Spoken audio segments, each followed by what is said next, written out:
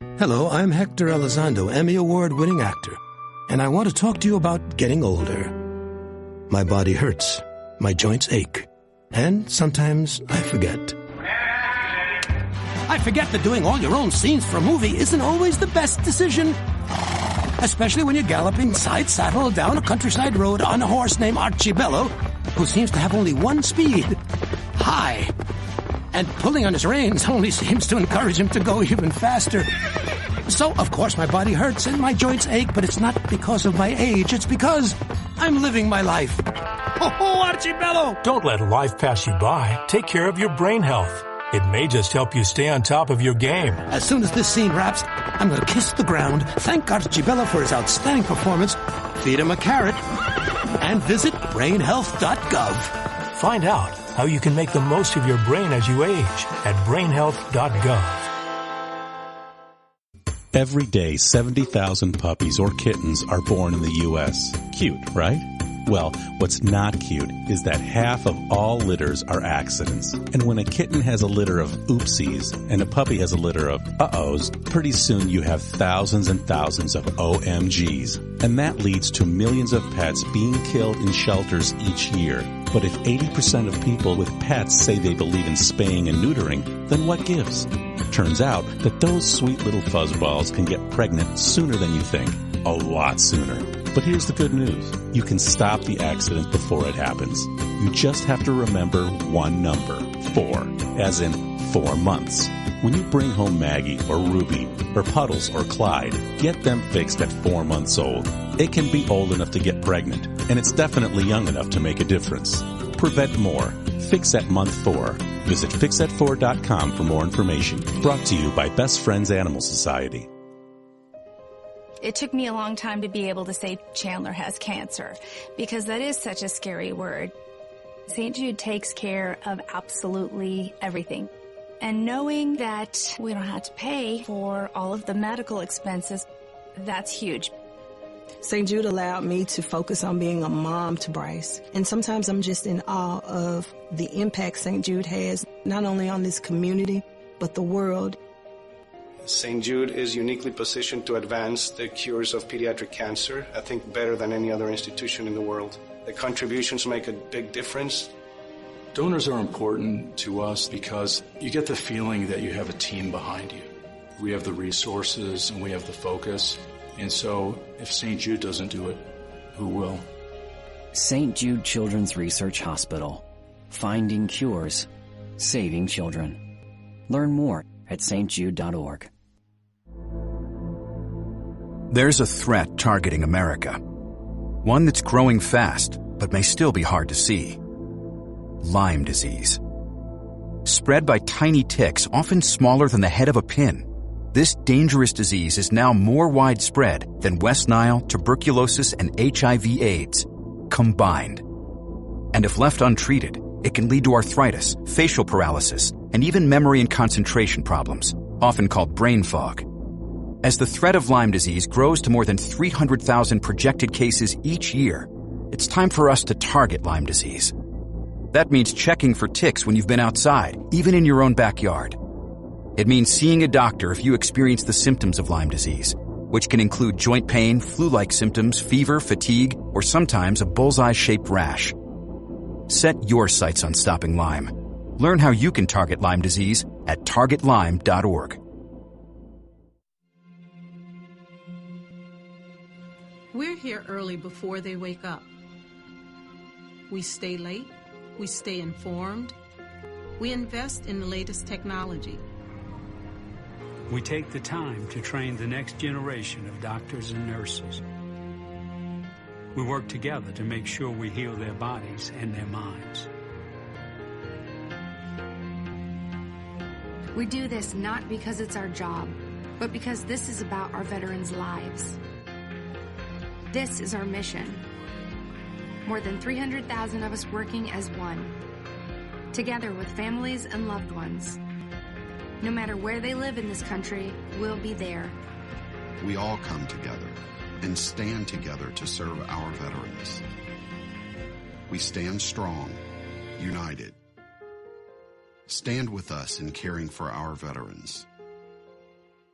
The Red Cross responds to nearly 66,000 disasters every year, most of them house fires. Red Cross President and CEO Gail McGovern says you need to develop an evacuation plan and practice it, especially with your children. It takes just 2 minutes for a home to be engulfed in flames. Practice those drills. We all think our kids know what to do. They don't. We need to teach them. We have started a large campaign where we're going into vulnerable communities and helping install smoke alarms. Already 92 lives were saved, and 4 of those lives were saved by a 5-year-old girl who remembered what we taught them during these fire drills, and she got her family out. We also have a slew of free apps that people can download onto their smartphones. It's what to do in every kind of disaster you can imagine, how to prepare and how to recover. To help support all the Red Cross does and to make a financial donation, go to redcross.org. That's redcross.org. The following program is closed captioned for the thinking impaired. Zinc Media. Feel the power of knowledge.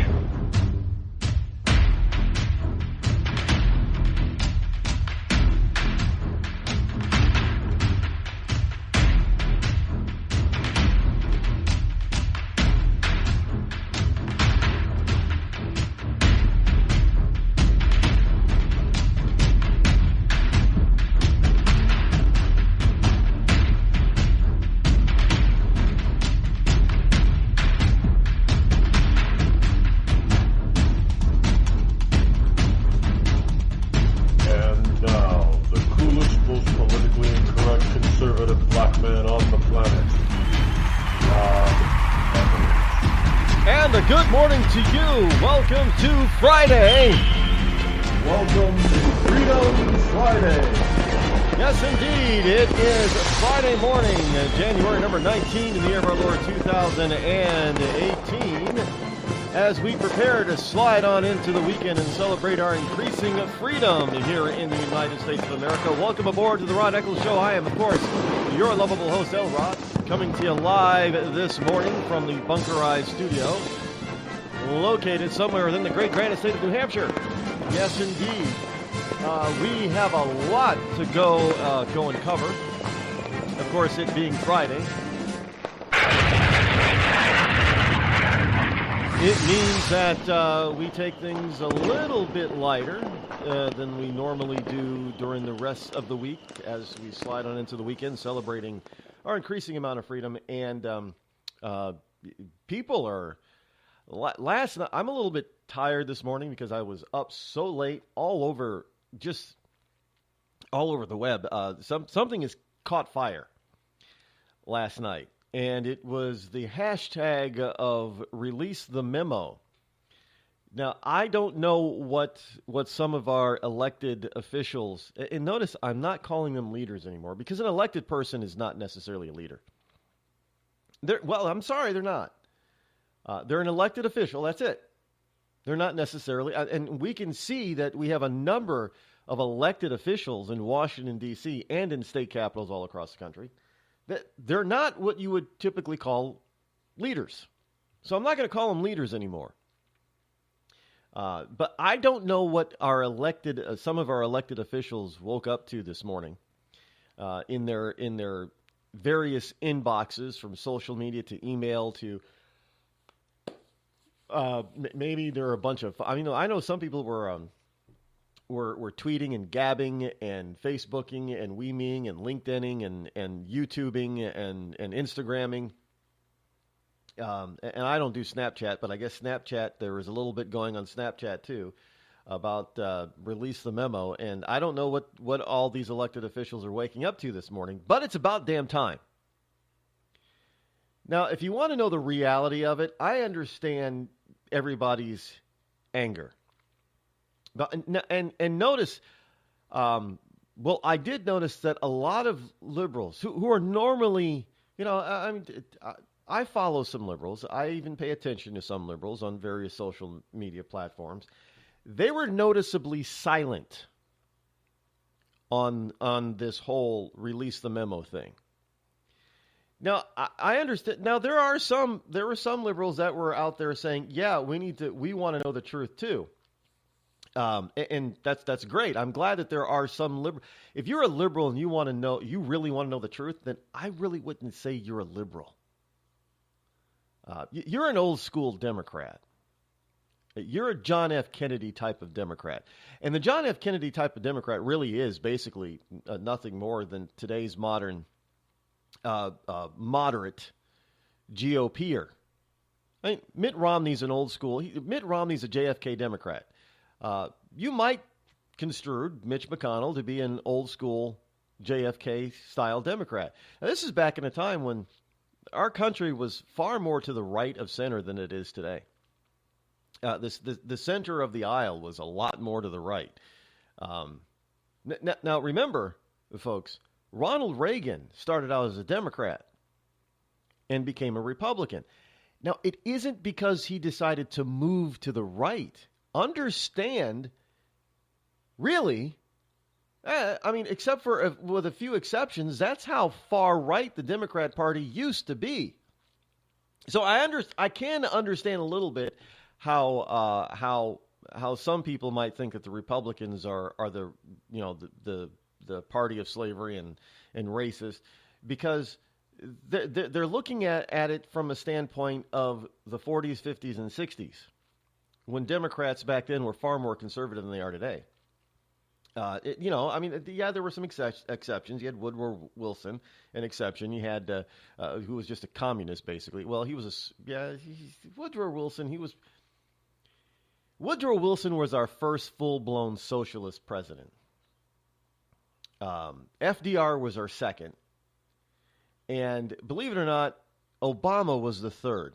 Yeah, Clinton really wasn't a socialist. Clinton was just a good old boy. He tried to think that, he was just too busy having a good time as president. Really, honestly, he really was. He didn't really pay attention to what he was doing. But in retrospect, he had some bad ideas and he had some bad policy. But Clinton obviously knew when he was beaten, and he knew when to change his stripes a little bit to make things a little bit easier on him. He went along with certain things that the Republicans wanted back in the day. So he was not really all that bad. Carter really wasn't a socialist. Carter was just clueless. He was just an incompetent, clueless boob. Now, Obama, on the other hand, incompetent, but he knew exactly what he was doing. He wasn't a clueless boob. Obama was definitely a socialist. So we've had three exceptions to, really the Democrat Party now is a socialist party, so Obama really is an exception to the rule. But back in the early days, the exceptions were Woodrow Wilson and FDR. Now, understand, Woodrow Wilson was also a full-blown racist. He hated black people. Look at the history books, folks. I mean, there is no denying it. Woodrow Wilson was not a friend of the African American back in his day. He just wasn't.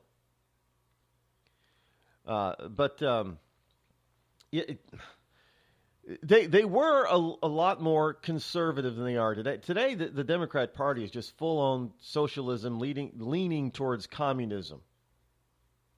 They really are. And you little millennials out there and you snowflakes, that's all that you're a little socialist. You think that let me tell you something.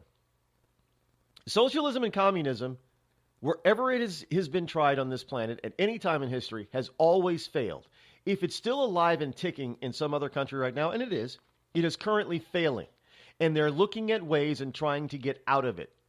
Look at Great Britain, the whole, their whole socialist medicine model.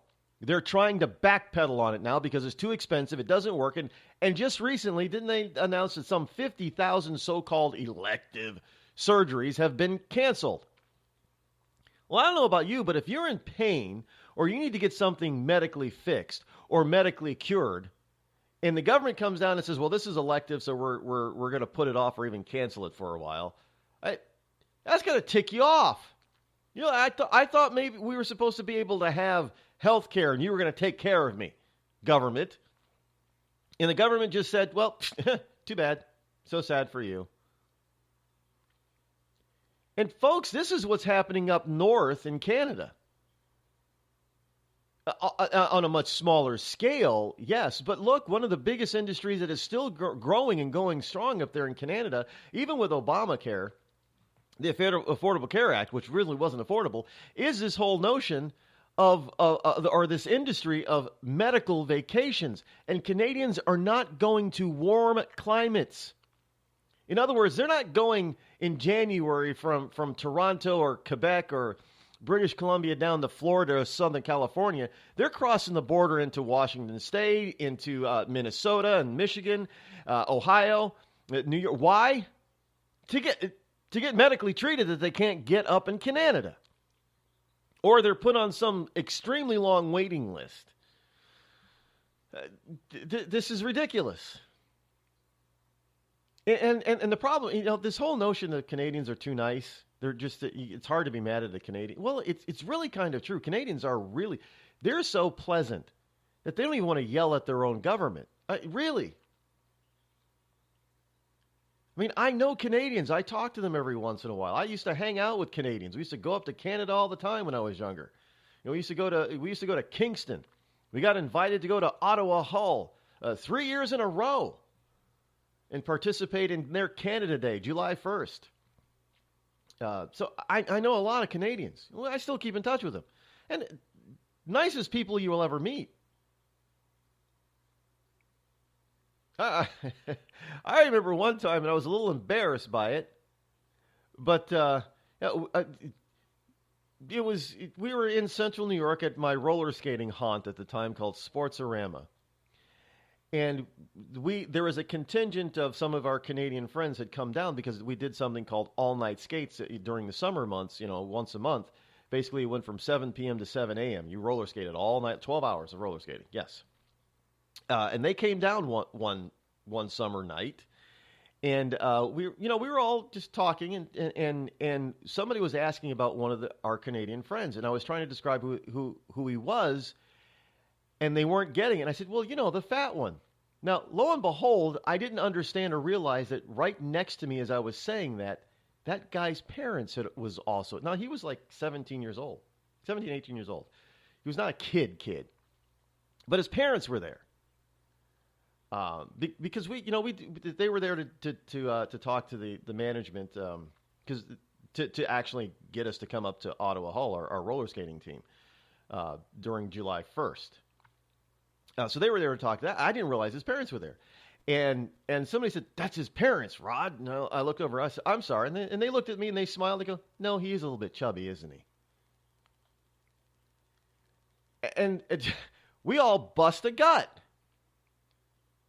They weren't mad about it. They weren't offended by it. Well, there was no malice in my tone. I was just trying to describe who we were talking about.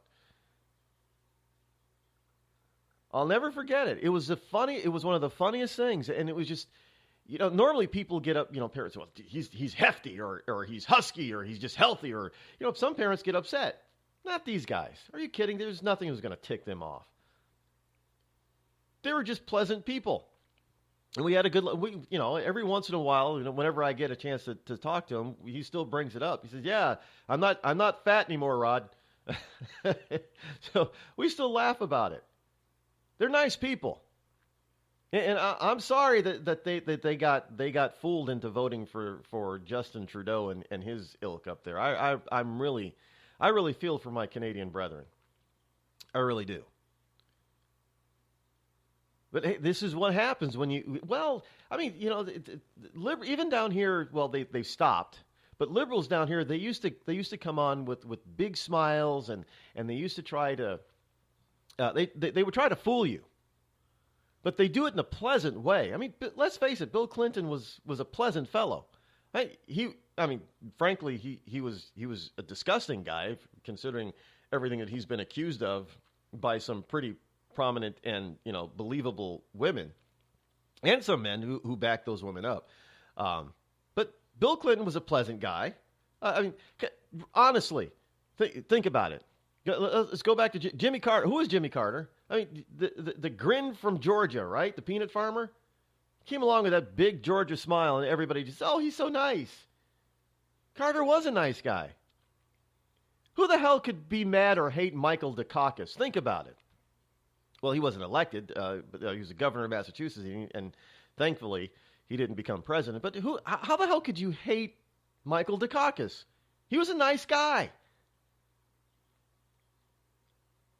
The left used to put forth nice people. The reason why they're having troubles now is because they've got a bunch of haggard, old, mean, nasty people as the face of the party. And not to mention, their little minions running around called snowflakes, the Antifas and the Black Lives Matter and the Occupy Wall Streeters. They're just all mean, evil, despicable people.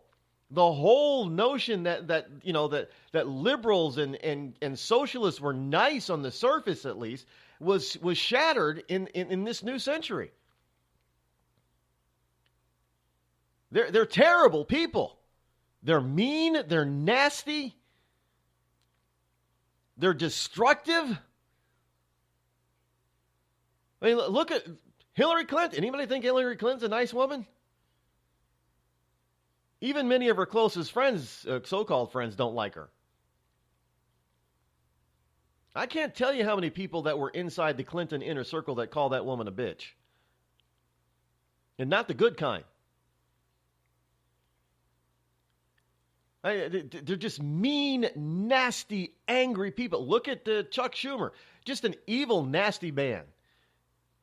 Maxine Waters. She can't... I don't know the last time that woman actually smiled and laughed. I mean, she's got a permanent frown on that face. And I'm not talking just old age either. There are a lot of people that get... a lot of people, men and women that get old, that don't have that kind of a frown on their face. I mean, she's just a miserable person. Even when she's talking about something that she seems to like talking about, like in Peach 45, she can't even smile about that. She's just an angry, mean-spirited person. And you can't even look at Dianne Feinstein either. I mean, she's the same way. She's just got a permanent scowl on her face. She hates the world. Well, I can't mention Pelosi. Pelosi doesn't even know, that poor woman, she doesn't even know what's going on anymore. I mean, seriously, somebody needs to retire that woman, put her out of her misery. I almost feel sorry for her. I really do, because everybody's talking about how Trump is not fit, mentally not fit to serve as president. This woman has long ago been mentally unfit to do anything. And it's only getting worse, and it's embarrassing. I'm embarrassed for her. She's still a nut job, and I'm still gonna take her to task. But I also realize poor Nancy, man, she's gone. I'm not a medical doctor, I'm not a mental health professional, but as a layman, sitting out here watching her facial expressions, looking at, listening to her stutter and stammer and trying to put two sentences together, I mean, it's really sad. I mean, you people in California should be ashamed of yourselves. Keep electing this woman and putting her out there. Because she's not going to retire on her own. You're going to have to do it for her. You are going to have to protect Nancy Pelosi. It's sad. It really is sad. I really feel bad for her.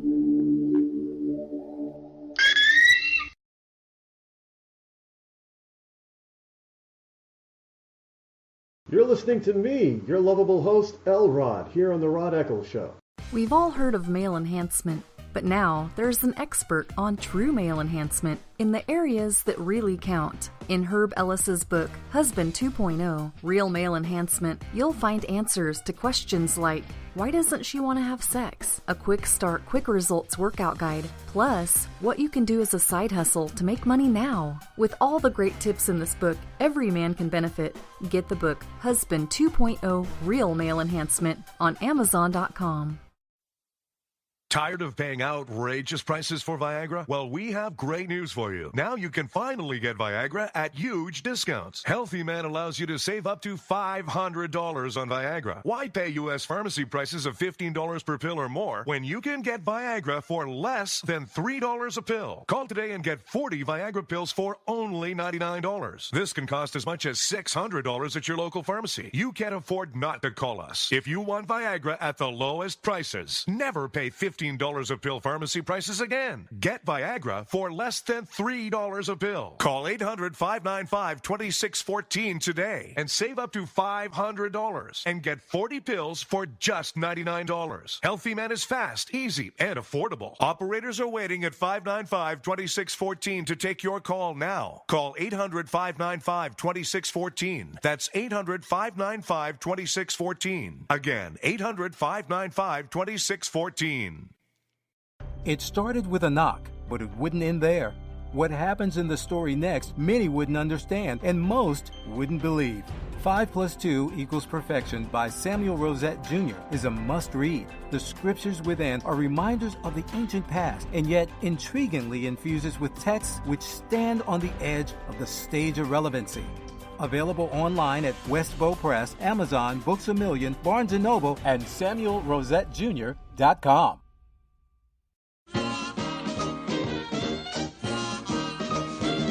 Around the town when folks are snacking, Bell's the brand you'll find them packing. the great taste tells. If it's Bell, it's swell.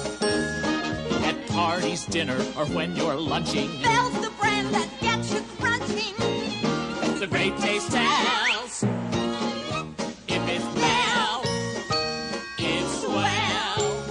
The potato chip that's made today is fresh today to be crisp today. So dip away, eat them any old way, and let the chips fall where they may.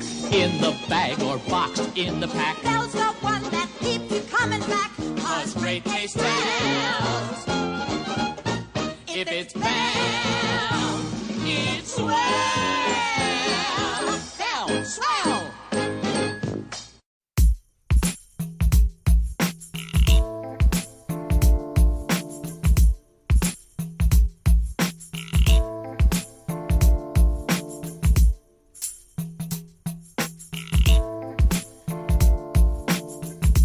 Hashtag, at least on Twitter, is still trending for release the memo. Again, I don't know if what all those elected officials woke up to this morning, but it was a plethora, tomato, of requests from people all over the place. As I said, even some liberals were saying, yeah, maybe it's about time this stuff, maybe. One person saying, maybe it's about time this stuff came out in the open. I said, maybe. But even some, not many, but even most liberals are being quiet and silent about this because they know something's up. I'm telling you, when people go silent on something, and I'm not talking about the lamestream media. The lamestream media would, I guarantee you that this thing bust wide open if they were to release this what they're calling the memo, if they release this thing and everybody got to read it, the lamestream media in this country today are so hell-bent on getting rid of Trump that they wouldn't cover it. But, folks, this is worse than Watergate. This has the potential to make Watergate look like, a bunch of kids floating or, stomping around in a pond or a puddle after a storm in the middle of the street. This is just, it's unbelievable. The potential that this is and has.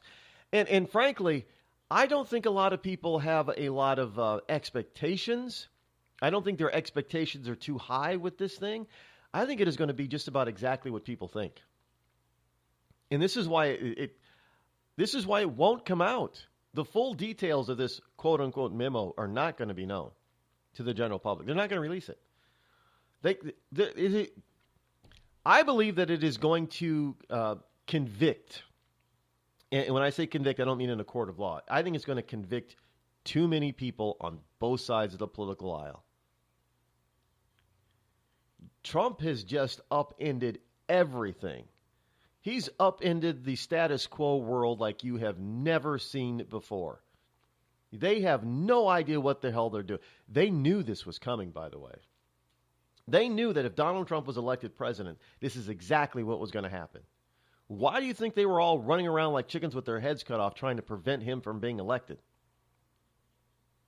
This whole dossier stuff, they knew this was going to happen to them. They knew it. They knew exactly what Trump was going to be capable of. They knew that he couldn't be bought, that he couldn't be controlled. They were running scared back then. And now their worst fears have come true.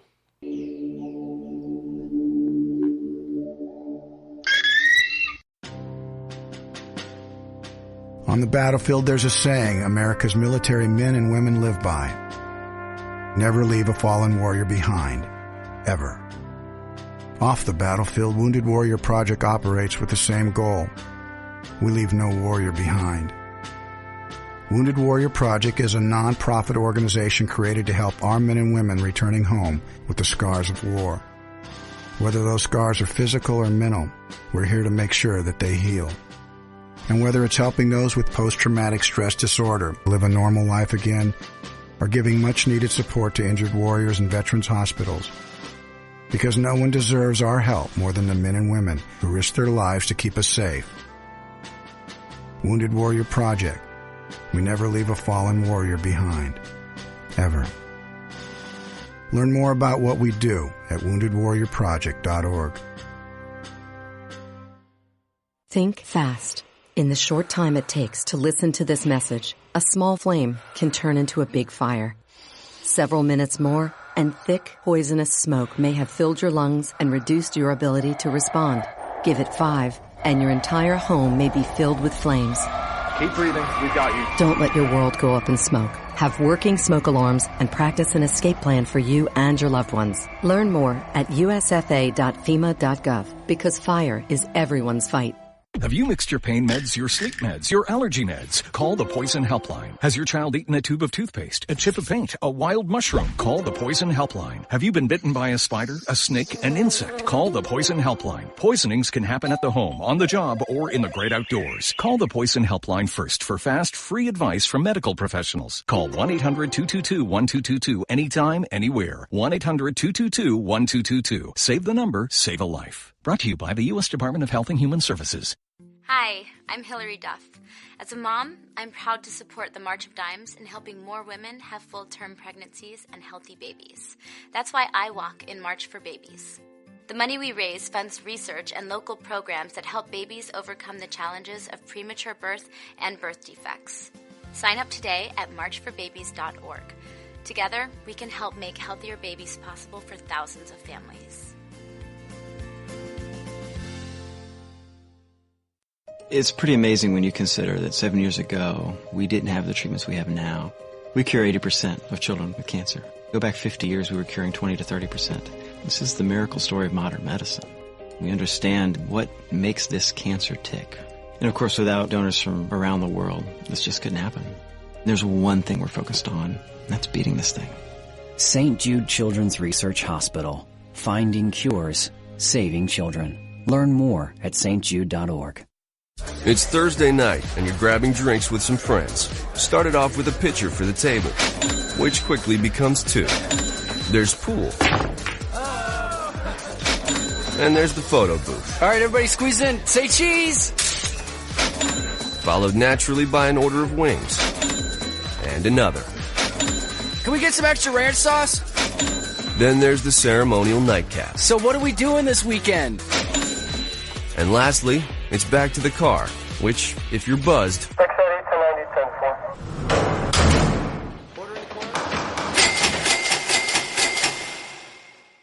could be the most expensive night of your life. Getting pulled over for buzz driving could cost you around $10,000 in fines, legal fees, and increased insurance rates. Nothing kills a buzz like getting pulled over for buzz driving, because buzz driving is drunk driving. Brought to you by the National Highway Traffic Safety Administration and the Ad Council. America's wounded warriors are coming home. After serving on foreign shores, these brave men and women are returning to their families and communities. Many have wounds you can see, and many have wounds you can't see, like post-traumatic stress disorder. Now that these warriors are back home, they are ready to enter the civilian workforce.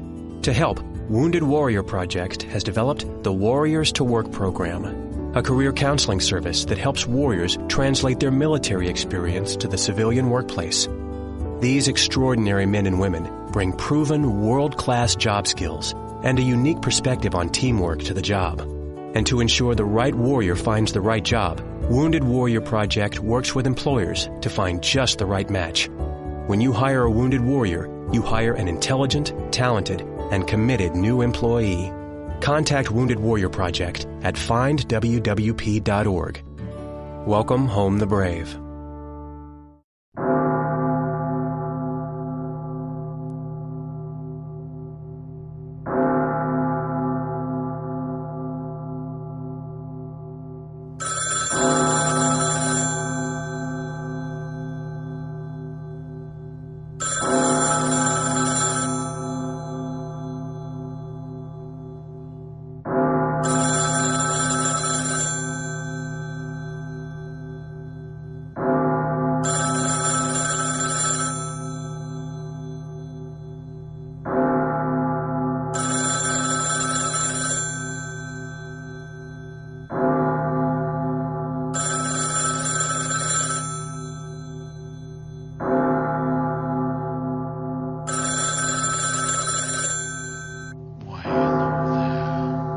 Listening to me, your lovable host, Rod, here on the Rod Eccles Show.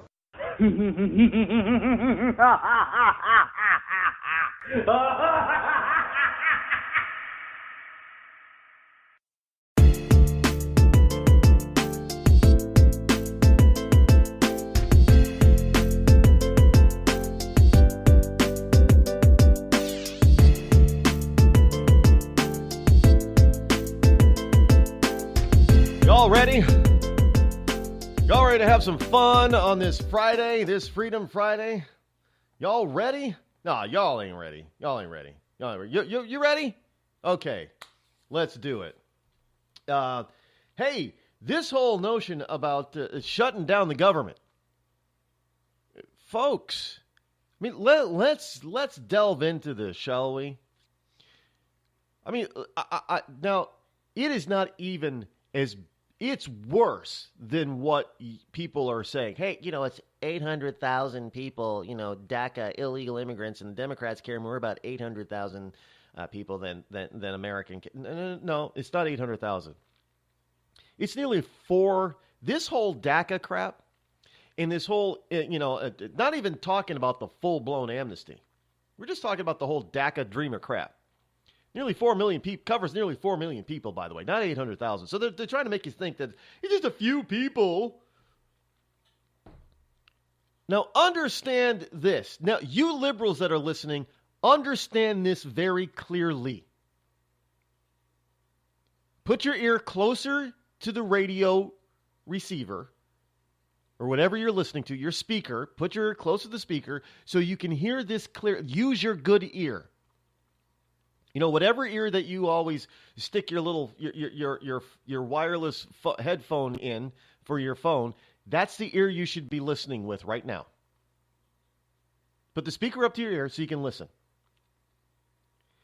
The United States does not belong to the world. It belongs to the American people.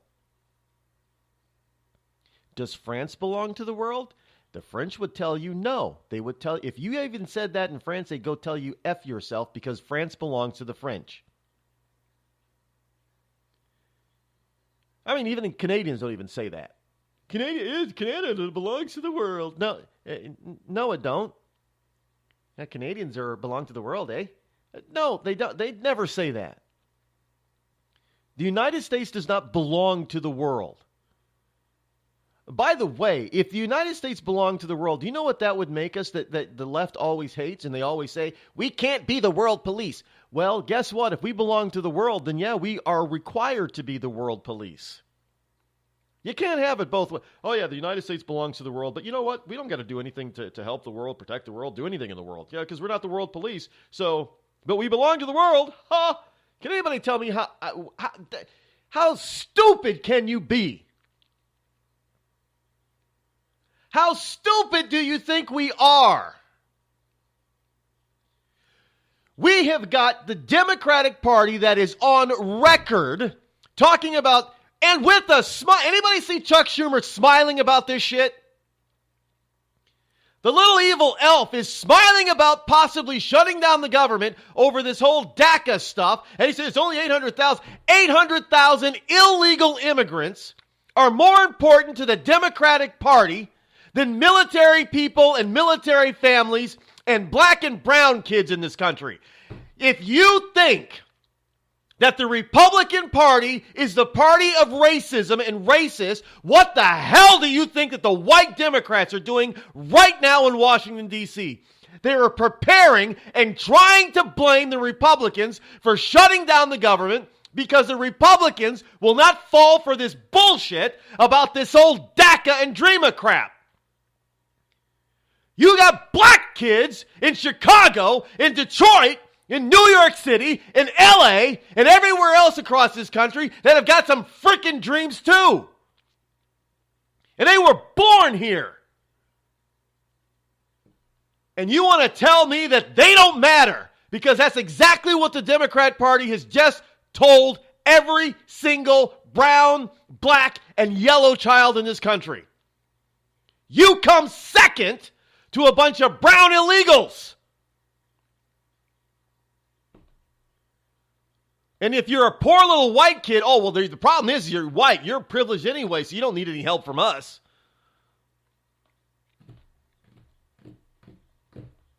Give me a break. And you stupid-ass little liberal snowflakes want to fall for this crap? Do you realize that the Democrat Party is just about ready to give away all the money that you say you should be getting? Well, I know there's a lot of white snowflakes that think that they're so privileged and that they shouldn't be getting anything from the government because they're too privileged anyway. I mean, it's just I don't. You might as well. I'm going to be controversial here. You know what? If this is what you really believe, I'm going to say it. If this, and I don't, I probably shouldn't say it. If you believe, honestly, in your soul, that you are the problem, and there's no possible way for you to fix the problem, and therefore you're going to open up all this misery in everybody else around you, you might as well put a bullet in your brain and end your misery. I mean, after all, that's what the white leftists are telling you anyway, with all this white privilege crap. You should be ashamed that you were born white. You should hate yourself because you're white. You should hate yourself because of your white privilege. Now, I don't know many people many white people down in Appalachia and or in the coal mines of Pennsylvania that think they have a whole hell of a lot of privilege. I don't know what kind of privilege that these leftists are talking about.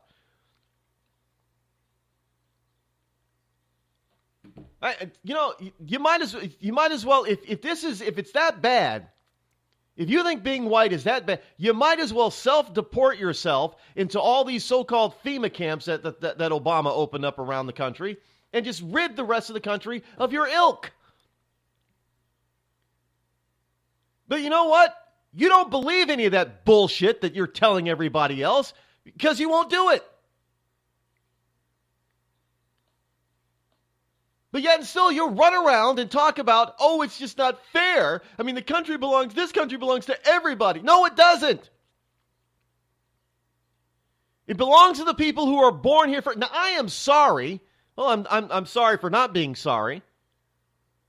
That the 320 million of us won life's lottery, so to speak, and we were born here or able to come here legally. I'm not going to be sorry about that.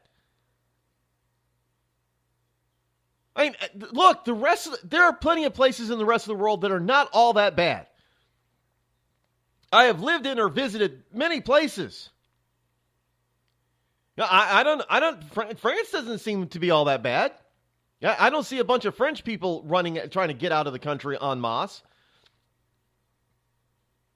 Well, Greece was probably all turned upside down and bad, but I don't see a bunch of people trying to leave Israel. In fact, people are still trying to get into Israel. Now, I know that there are shitholes all over the planet too, where people are desperately trying to get out. And know where all those shitholes are?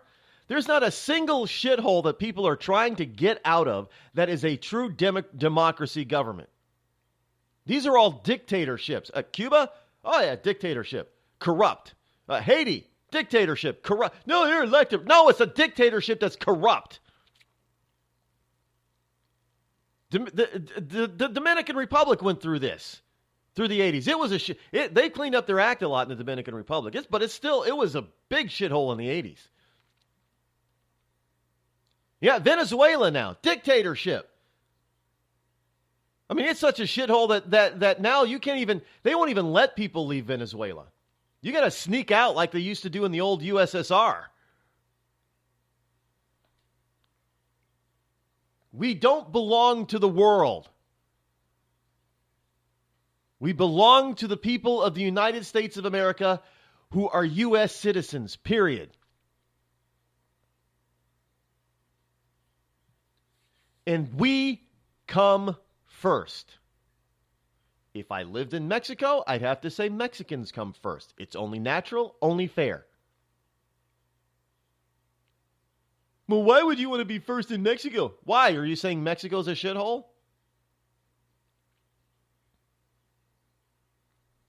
If I were a Mexican, I'd be livid, one, with their own government, and two, liberals in this country.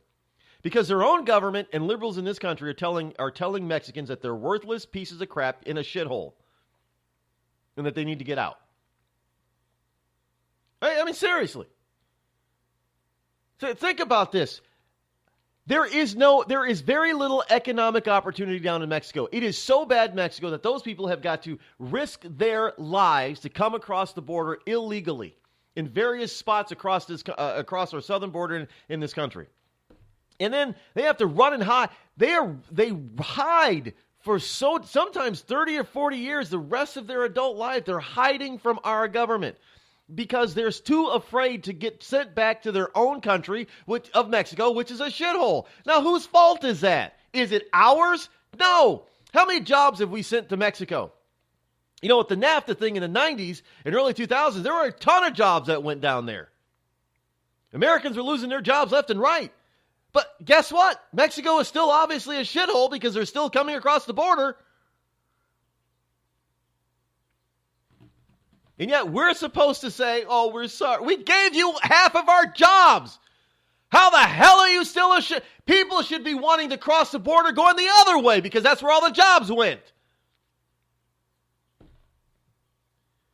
And they're still crossing now, since Donald Trump is president, that flow has been cut to a trickle. And Democrats are pissed about it. Why would you have a group of people that say walls and borders don't work when all over the world countries are using walls and fences and strong borders and they work? I mean, what was it Hungary? Didn't Hungary just put up a freaking fence? Miles and miles and miles and miles of fence. That seemed to work pretty well for Hungary. You know, when they couldn't control the flow of all these so-called refugees coming out of Syria, they started erecting a fence, man. That controlled the flow pretty well for them. Just a damn fence. We want to get sophisticated and put up a big, beautiful, tall wall. And the walls don't work. Well, as long as a wall isn't breached, yeah, it does work. But the wall has to be properly financed, has to be properly built, and has to be properly manned. A wall by itself isn't going to work, no.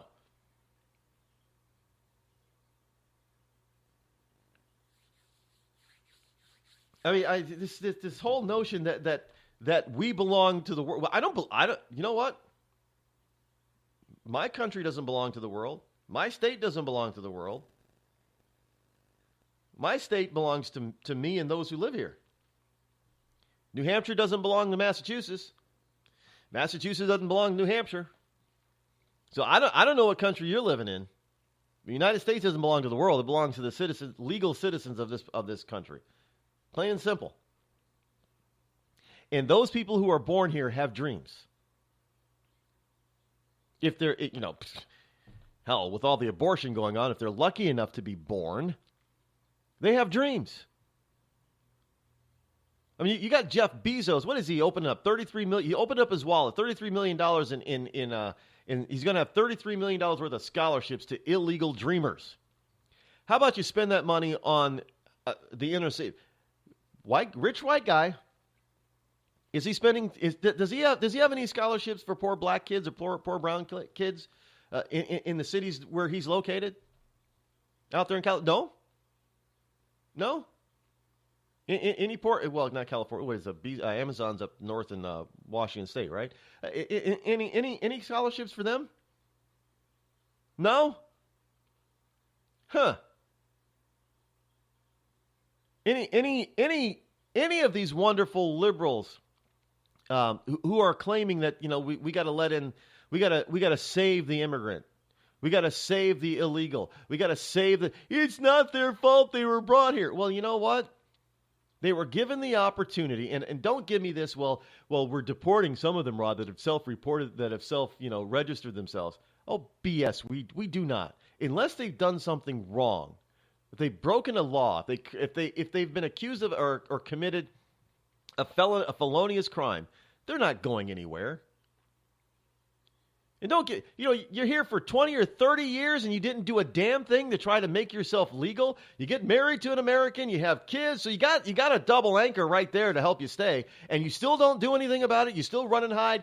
You know, if you've been in this country for 30 years, you're married and you have children that are born here, and yet you're still working, but you're an illegal, do you realize you've committed a felony?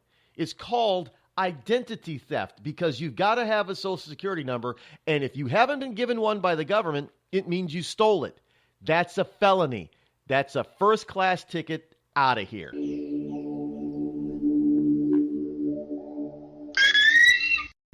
Hello, America. It's me, your history.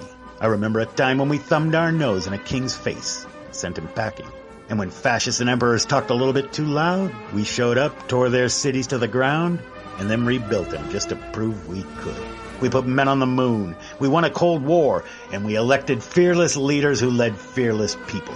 What the hell happened to you, America? Back in my day, we didn't elect a big-eared community organizer. We punched him in the kidney. Maybe it's time you came home, America. Home where you belong.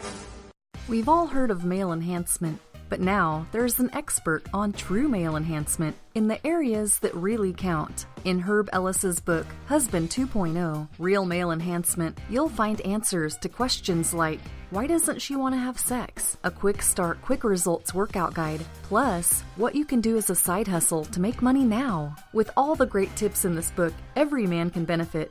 Get the book, Husband 2.0, Real Male Enhancement, on Amazon.com.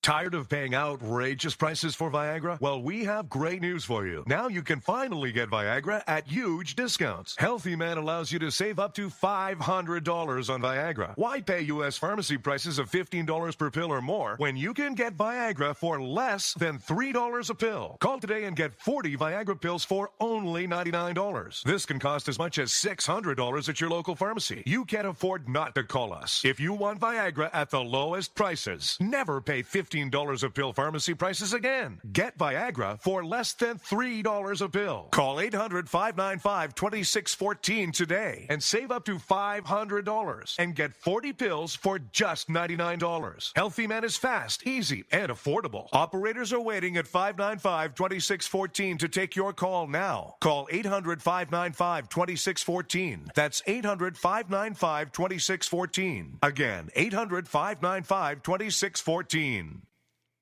It started with a knock, but it wouldn't end there. What happens in the story next, many wouldn't understand, and most wouldn't believe.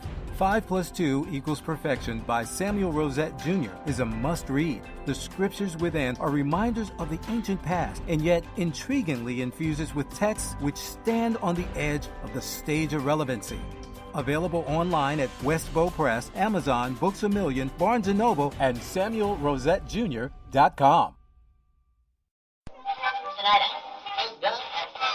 This is Free America broadcasting on the Rod Eccles Show with a message to all patriots trapped behind the lines in California, New York, Boston, and Chicago. Don't give up, true lovers of America. Even as we speak, moves are being made to drive the invaders back to the land from which they came. Defeat the would-be dictators and lift the chains of tyranny from around your neck. Stay strong. Stay brave. You're not forgotten, and you're not alone. Until next time, Patriots, this is Free America signing out.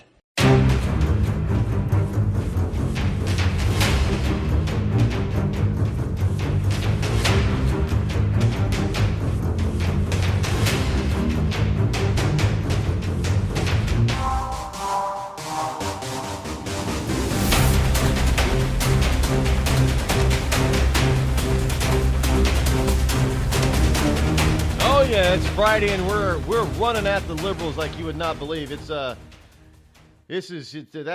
music there is like, you watch those big epic movies of knights and everything, of the Middle Ages, people on horses just running down a hill towards the enemy. That's what that music reminds me of. That's what we're doing to liberals right now. Speaking of liberals, Google has got itself embroiled in some pretty nasty business overseas, and it could happen here pretty soon, believe it or not. And it's based on this ruling that the European Union High Court has once said back in 2014 that the people of Europe have a right to be forgotten. What does that mean? Well, the whole notion, once something is put on the internet, it stays on the internet. That's good and bad. And Google is starting to run into this problem here in this country.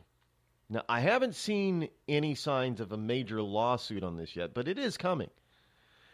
And this has to do with, Google says that the public has a right to certain information. Well, that's probably true. Not going to deny it. But if it's accurate information, not if it's outdated, wrong, or if it has been classified. And I know some people are saying, what are you talking about classified? Normal people don't have classified. No, regular people can have classified information. It's information that the courts say either gets locked up or disappears. It's information like, a lot of kids that get in trouble with the law and they're committed and convicted of crimes as kids. Their juvenile records are supposed to be sealed. There are a lot of people finding their juvenile records open to the public online. That's illegal. There are people that have had their convictions sealed or expunged. Now, expunged means it basically never happened. And those are appearing online. Now, expunged means it never happened. There are people that are finding this. Companies do these searches online, background searches, and people. Well, hey, you were convicted of this, 20 years ago, and the person's. What do you mean? How do you know about that? That is sealed and expunged. It doesn't exist anymore. It says so right here in this search, man. What's going on? Well, do you realize legally, if you have something that's been expunged from your record, do you know legally you're not even supposed to talk about it? If you're the person, let's just say it's a minor crime, and you go to court after a certain amount of time, and the court says, yeah, you know what, it was probably a mistake, it was an honest mistake that you've learned your lesson. We're going to just eliminate this from your record. It's expunged. The court can do that. But when that happens, that means you can't even talk about it. It's kind of like a gag order. And some people have found themselves getting in trouble. Other legal. Well, hey, why did you miss this important date? Well, I was in court. Well, why were you in court? I can't say. Well, because they can't. If you go back to a normal way of searching for records, somebody goes, well, prove it, go search it. It's not going to be there. Well, I mean, so what do you tell a person? What do you tell somebody like that? Well, you can't tell them anything. Legally speaking, you can't tell them anything. Well, I was in court. I was taking care of a court matter. Well, prove it. Well, I can't because it doesn't exist anymore. But that kind of stuff is appearing online, and Google is out there trying to defend it.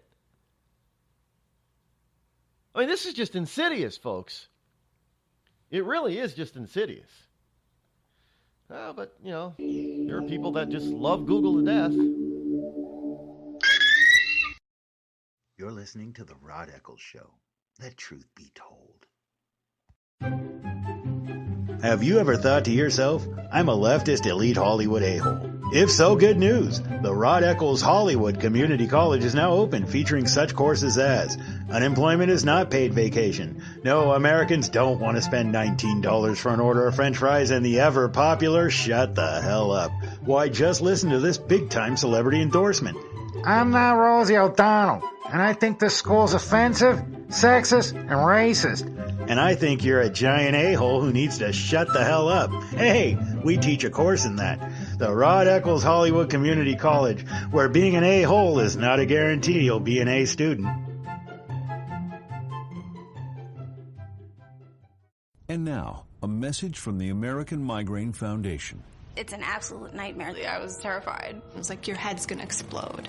Migraine is a disabling disease.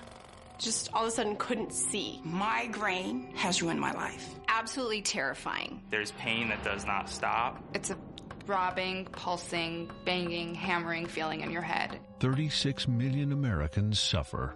I started getting migraines around 5 years old. Just takes over everything. I feel trapped by migraine. It hurts like my head's gonna fall off. And the whole world around you stops. My world has gotten small. You feel like the world's closing in on you. There's nothing you can do. I had spent a year housebound. It's like you're trapped in your head.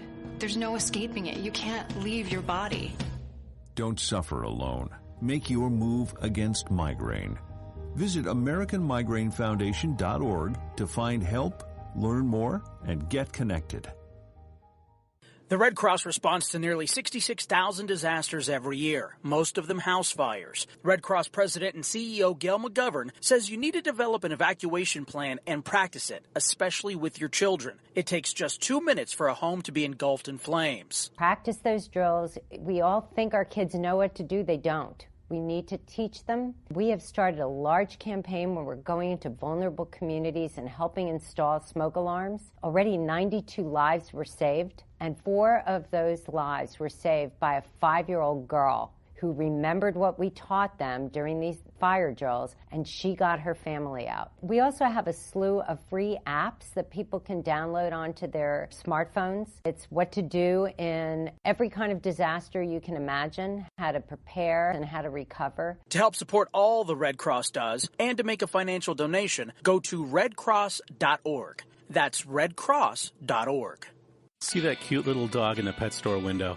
Chances are it came from a puppy mill. A breeding facility that forces caged, neglected, and often sick dogs to churn out puppy after puppy to be sold for profit. Meanwhile, millions of wonderful, healthy pets end up in animal shelters. This leads to the killing of more than 9,000 by the end of today. But with one simple choice, you can help. Just by deciding to adopt instead of purchase your next pet. Animal shelters are full of amazing pets looking for a home. When you adopt your new best friend, not only are you saving a life, you're taking a stand against puppy mills. When your friends see the smart choice and impact you've made, they adopt their next pet and share with 5 of their friends, who share with 5 more. Before long, thousands get involved. Pet stores stop selling dogs from puppy mills, and even more lives are saved. And with your help, we can save them all. Visit bestfriends.org/puppymills to learn more. Were you born from 1945 to 1965? People born during these years are 5 times more likely to have hepatitis C. But most people don't know they are infected.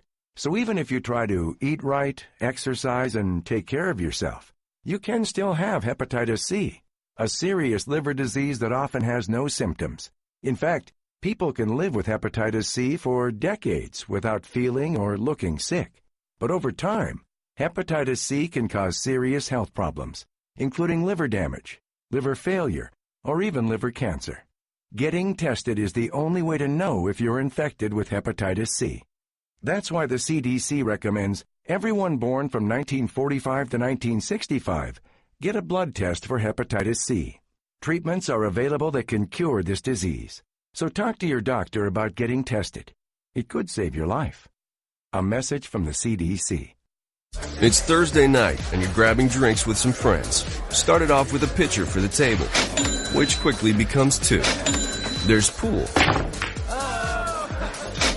And there's the photo booth. All right, everybody squeeze in. Say cheese! Followed naturally by an order of wings. and another. Can we get some extra ranch sauce? Then there's the ceremonial nightcap. So what are we doing this weekend? And lastly, it's back to the car, which, if you're buzzed,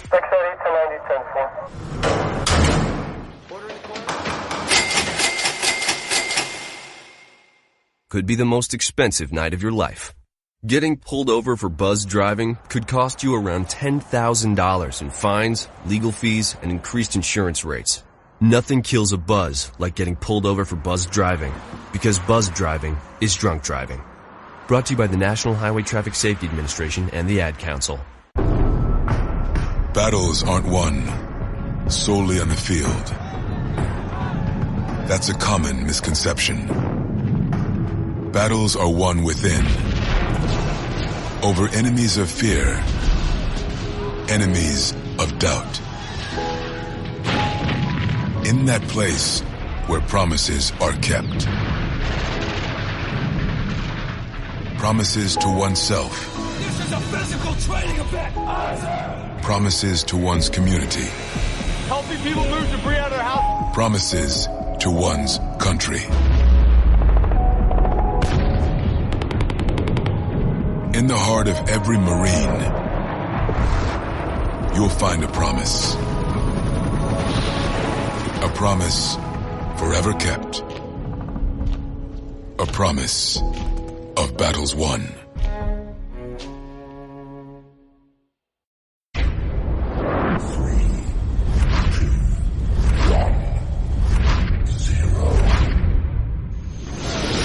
Let's rock this joint!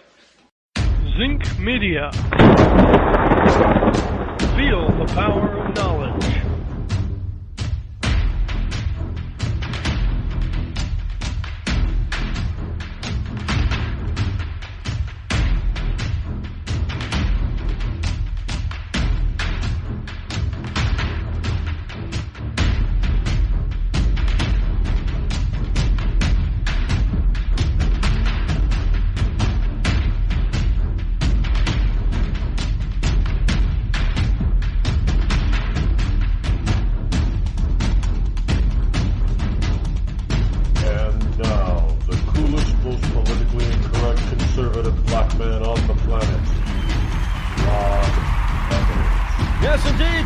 Welcome back. I am your lovable host, Rod. Welcome to your Friday obsession. Welcome to Freedom Friday. Yes, every Friday we like to take things down a notch, but today we're just having some fun. We're opening up a can of whoop-ass on liberals and Democrats all across the globe, not just this country. We're going to take it to them and take them to it hard, because we've got a president in office now that honors the American people and believes the American people should be free, and we're starting to feel that freedom return. Yes, indeed. It is a happy day.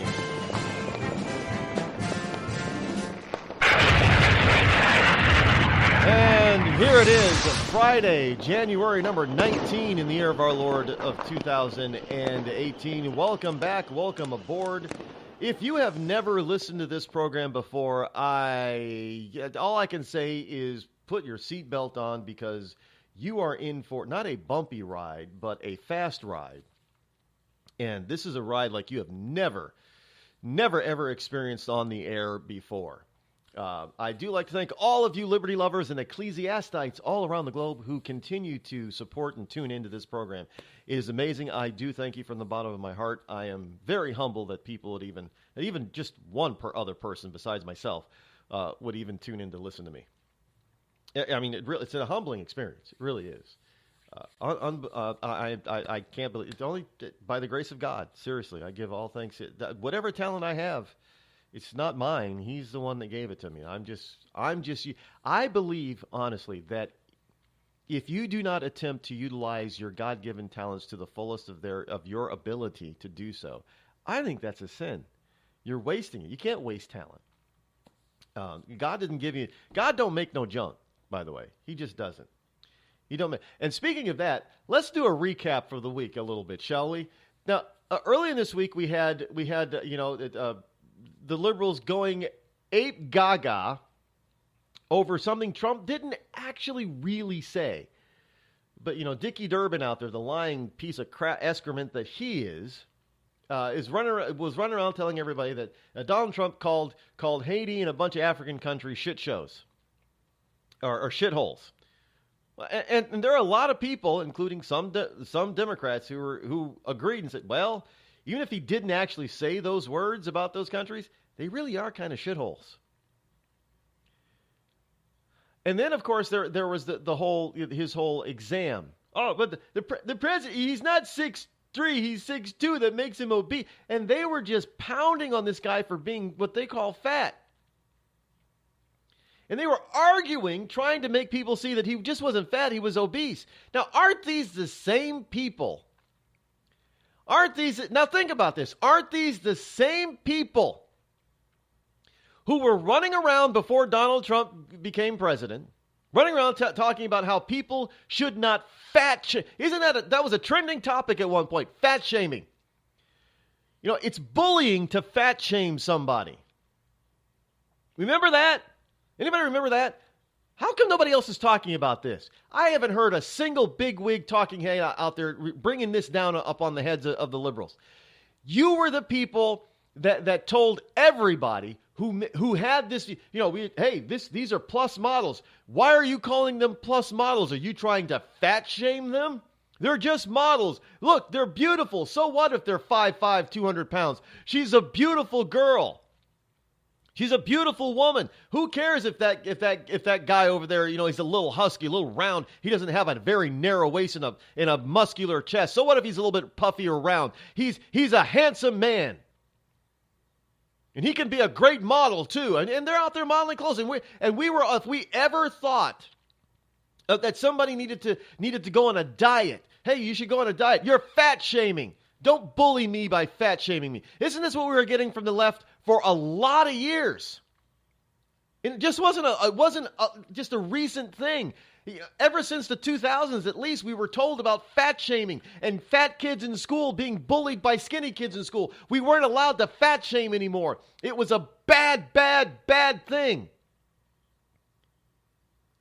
And what's the first thing that these people do on the left? The very ones that told us that we should no longer fat shame people, they even coined the term, fat shaming.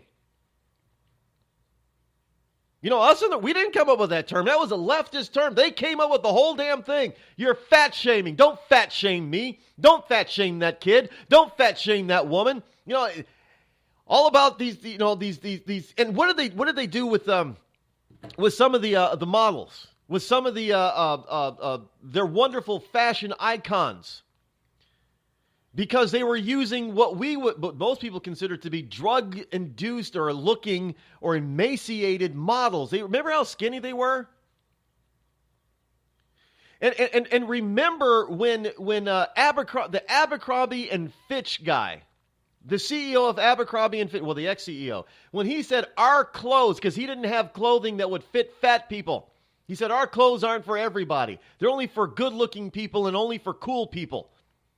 And he got ousted from Abercrombie and Fitch because he believed that his clothes were only for thin people. He was fat-shaming half the country. Anybody remember that? Nobody remembers this, do they? I do. Nobody's talking about it. We were all taken to task and said we should be ashamed of ourselves for thinking that the only way you could be healthy, the only way that you could be beautiful, was if you were thin. You can be beautiful and you can be healthy at just about any weight. No more fat shaming. And we get the Trump's first medical report and exam after becoming president. And what's the first thing that these liberals do? Isn't he obese? Isn't this terrible? Isn't he obese? He's unhealthy. How can you say he's healthy? He's fat. He's fatter than fat. He's obese. They're lying about his height to try to keep him from being obese. He's obese. We got an obese president. They're fat shaming our president. At least they're trying to. And they're trying to say just because he's fat, he's not healthy. And they're trying to say just because he's fat, well, look, the rest of the world isn't fat. The rest of the world leaders, most of them are thin. How about that little dictator up in North Korea? You know, we called him the pot-belly little dictator of North Korea, and the left had a fit. Remember, they had a cow. We called him a pig or a little pot-belly dictator. The left has a cow over that. How about President Xi Jinping from China? He's not exactly thin. He's a round guy, too. You know, I don't hear the media going after him for being fat. I'm sorry. You know, I'm not saying he's probably in very good health. He looks like he's in very good health. He's got perfect stature. You ever see the guy? I mean, he doesn't lean over. He doesn't, when he walks, he doesn't look like he's struggling. Yeah, he's a fat little guy. You know, he looks absolutely healthy and fine to me. And then you got a person who looks like a ghost. You got Bill Clinton, who looks horrific. I mean, the man looks, I don't know what his health issues are, health problems are, but he looks terrible. And he's skinny. He's the same age as Trump. Now, you can say Trump's an old man. Yeah, he is old. 71. So is Bill Clinton. But Trump has got more energy and looks to be in better health and looks better than Bill Clinton does. I'm just saying. But here we are now, you got the left fat-shaming our president after spending decades telling us not to fat-shame people. And the first chance that this is why I say these people are evil, they're hypocritical, they don't mean a damn thing that they say. Because as soon as they can use it against you, and you're a conservative, they'll turn around and they'll bite you in the ass with it. That's not truly caring and loving people. They come across, we're so caring and loving and open-minded and accepting. Oh, Donald Trump's a fat, obese little pig and shouldn't be our president. He's disgusting. He can't be healthy. He's going to have a heart attack in 3 to 5 years. I mean, I couldn't believe what I was hearing and reading earlier this week. The very people who chastise an entire nation for fat-shaming people. I mean, we had all these wonderful health programs on, the Biggest Loser and all this kind of shit, because we were supposed to, in the 80s it started, we had this wonderful person by the name of Richard Simmons who started he made big money by turning people off to fat shaming. It's okay if you're big. You can get healthy. You don't have to be a emaciated, thin, overworked out type of person. Because Richard Simmons was never. Anybody say that he was a muscle hog? No, he was never muscular. And he made people feel good about being big. He said you can get healthy even if you're big. No more fat shaming. And the left, they just say, yes, look at Richard Simmons. Oh, he's wonderful. No more fat shaming. It's terrible that you're bullying these people and fat shaming. No more. And we got these wonderful programs like The Biggest Loser and programs like people who felt so bad about themselves in that, my 600-pound life and my 800-pound life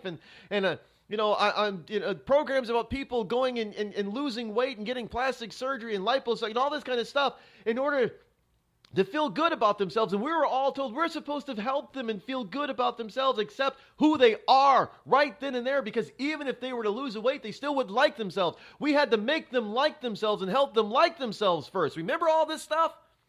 No more fat shaming. So when a person decided that they wanted to lose weight, it was for themselves, not to please everybody else. And the first thing that we get after Donald Trump's first presidential physical, isn't he fat? Isn't he obese? Oh, they're lying about his height. They're lying about his shoe size. They're lying about the length of his hair, because all that comes into play. And if we if we actually get his right height and his right shoe size and his right, his right hair size, then it's going to prove that he's obese and he's unhealthy and he's going to die from a heart attack in 3 to 5 years. How the hell can this ugly, fat, obese man be president? They turn around and fat shame him.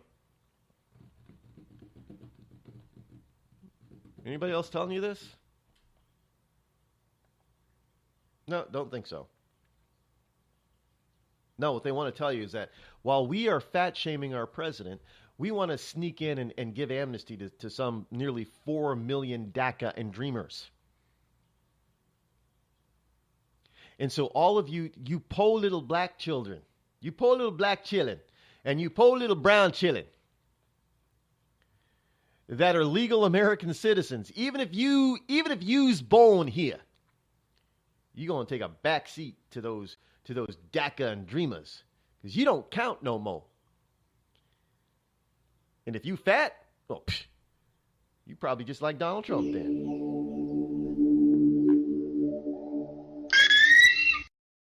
You're listening to the Rod Eccles Show, the coolest, most politically incorrect, conservative black man on the planet.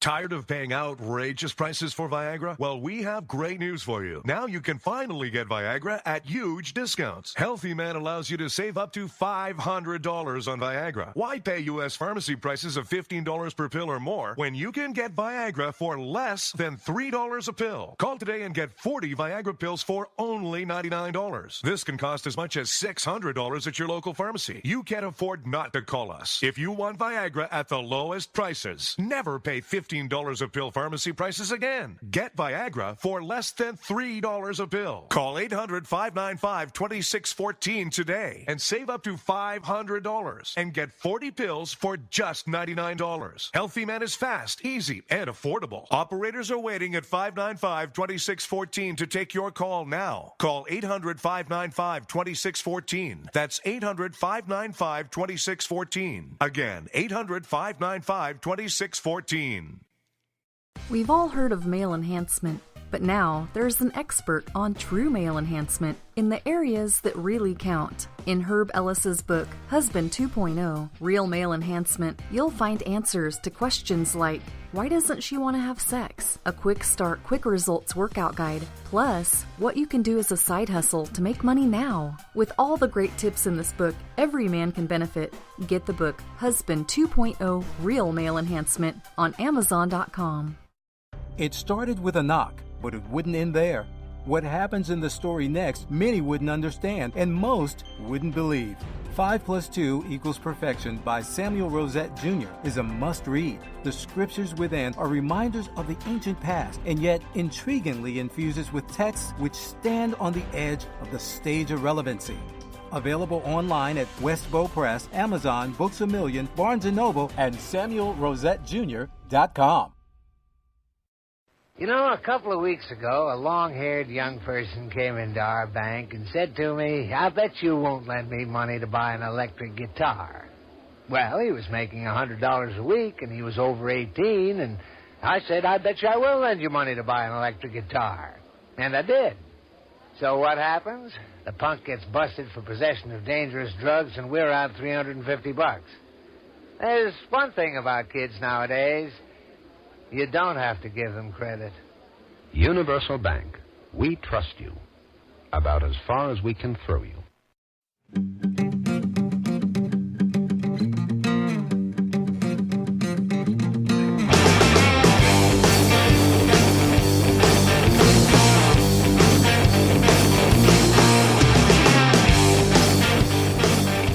Something else that the left is purposefully and conveniently not covering, and that is the president's economy, Donald Trump's economy. Now, the first year, now tomorrow, this weekend is the actual first anniversary of President Trump taking the oath of office, and it's really kind of interesting that everybody's looking. There are a lot of people who are really celebratory over this, more so than over Barack Obama's first year. It's amazing. You wouldn't get this from the media. Trust me, I am all over the place when it comes to. I just don't hang out with a bunch of conservatives. I'm all over. There are people from all walks of life that are even liberals that are extremely happy. There are some rank and file liberals out here that are very happy about the progress and performance of Donald Trump as president. And some of them say, I never thought he'd be any good. I thought he was just going to be a bombastic asshole. That's what I heard from one person. I just thought he was going to be bombastic. He's actually a pretty good president. Well, they're voting. They're talking about their own wallet has gotten fatter over the past year. The economy. It's the economy, stupid. Everybody cares about the economy. The Dow Jones has gained 31% during Trump's first year. The best ever since FDR. The best ever since FDR. And let's face it, in FDR's case, the only place that the stock market could go was up after the 1929 crash and the wonderful depression. The only way it could go up was up. It couldn't go much further down. Trump, on the other hand, had a stock market that was doing pretty well. It was holding its own, and then he became president, and he was elected, and it shot through the roof. And the only thing that he got passed, major legislation that he got passed, was tax relief. It was huge, but it didn't come until the end of the year. So that means that the stock market was going through the roof simply because of what he was doing, the things that he constitutionally could do as president by reducing or eliminating unnecessary, unneeded regulation, freeing renegotiating trade deals, and just putting America first. That alone in the first year helped skyrocket because everybody was starting to see, hey, things are going to look up. Things are going to get better. Companies were looking more optimistic and starting to hire. And then as soon as they got tax reform passed, the floodgates open, culminating to, earlier this week of Apple. Of all companies, Apple saying, you know what, we're going to bring some nearly $250 billion that's offshore, onshore. We're going to use that to be a part of a $350 billion Apple infrastructure investment over the next 5 years. At the same time, we're going to pay the U.S. Treasury $38 billion in taxes that, under Obama, you never would have seen. I mean, this is amazing. And nobody on the left, on the lamestream media, wants to report it. The market, the marks at the index best performance during the first year of a president since Franklin Roosevelt. You've got lower taxes, less regulations, and confidence in the economy. The confidence index in the economy is the highest it's been since Reagan. The S&P 500 alone surged 23 percentage points during Trump's first year in office. Everything. Now, I'm not saying everything's euphoric and utopia. You got to be careful of that because what goes up can come down. But these are numbers we never would have seen we didn't see during Barack Obama, 8 years. We would not have seen with Hillary Clinton. No, nobody's out there saying we would have seen these numbers under Hillary Clinton. No, nobody. Nobody's arguing that. Oh, Hillary would have did better. No, not a single person. I haven't heard a single liberal or Democrat say Hillary Clinton would have been better on the economy than Trump has been already. Not a single one. Oh, Hillary, how could she have been better? I mean, you've got the chairman and CEO of J.P. Morgan Bank, the giant behemoth bank, saying his own chief economist is wrong, that he's expecting to see 4% GDP this year. Now, here's a guy who really wasn't all that he was an anti-Trumper. He was not a Trump supporter. But he's looking at his bank, he's looking at the economy, and he's saying, things are pretty damn good and they seem to be getting better. I'm looking at 4% growth. So he needs to know because he needs to position his company to be able to take advantage of such growth. The opportunity is tremendous.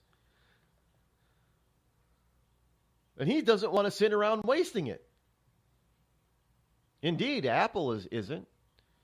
The number is over 200 large and mid-sized companies in this country have announced big raises for all their employees, bonuses, and more investment back into the American economy and hiring more people. You would not have had that under President Hillary Clinton. Dad, we need to talk. Can we just enjoy the drive? If you're not going to listen to me, who will we listen to? Jeffrey. Marcia Gay Harden, what? Eyes on the road, Dad. What are you doing? What are you doing in my back seat? How did you get in here? You're getting older. Not that old. Your brain's changing. It's natural. Yeah, that's what I was saying. Honey, I've got experience with this. Jeffrey, brain health is all about making the most of your brain as you age and helping to reduce some of the risks to your brain. Really? Now that's interesting. So, you'll talk to her about this, but not me. Marcia Gay Harden? Where did she go? Learn what you can do to help keep your brain healthy at brainhealth.gov. She didn't say goodbye? I mean, I would have. Visit brainhealth.gov.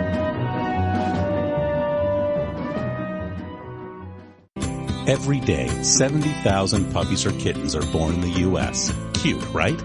What's not cute is that half of all litters are accidents, which leads to millions killed in shelters each year. Turns out, those little cuties can get pregnant sooner than you think. But here's the good news. You can stop the accident before it happens.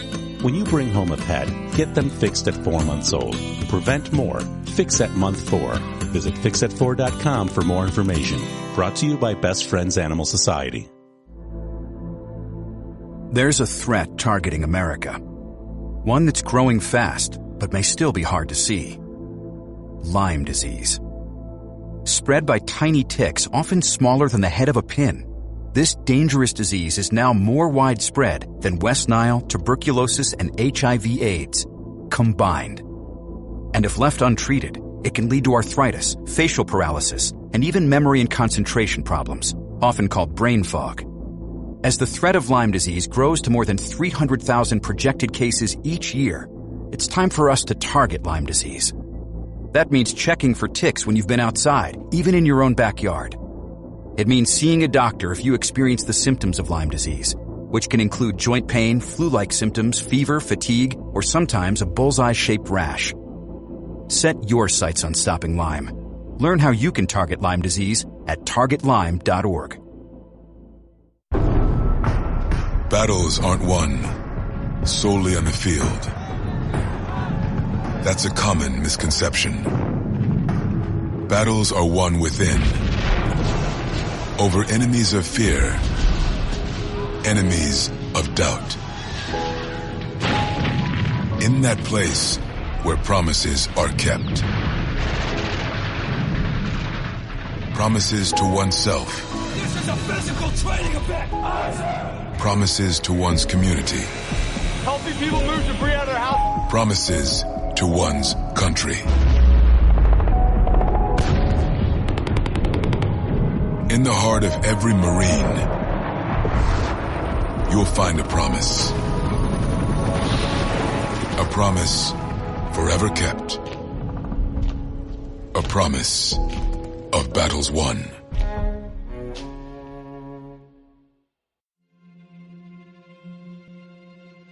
We're here early before they wake up. We stay late. We stay informed. We invest in the latest technology. We take the time to train the next generation of doctors and nurses. We work together to make sure we heal their bodies and their minds. We do this not because it's our job, but because this is about our veterans' lives. This is our mission. More than 300,000 of us working as one, together with families and loved ones. No matter where they live in this country, we'll be there. We all come together and stand together to serve our veterans. We stand strong, united. Stand with us in caring for our veterans. Hi, this is Kelsey Grammer. When military service members head into battle, none are expected to face the enemy alone, but many return home and become isolated as they struggle with the visible and invisible wounds of war. It can be difficult knowing how to overcome that challenge and rekindle bonds similar to those formed in the military. Wounded Warrior Project supports these injured veterans through their recoveries by connecting them with fellow warriors and their communities. No one should fight this battle alone. Join us at woundedwarriorproject.org.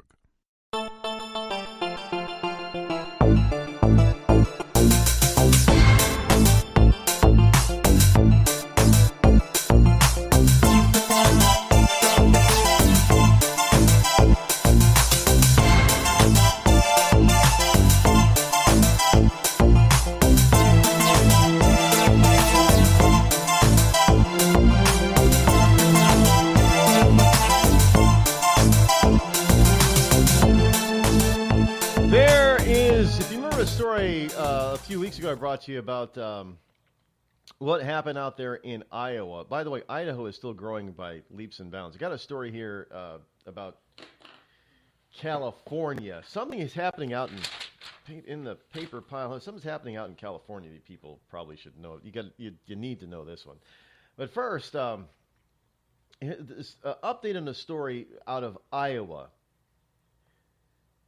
There was a small company called Wild Hill Honey out of Sioux City, Iowa, back on just before the new year in the last week of December.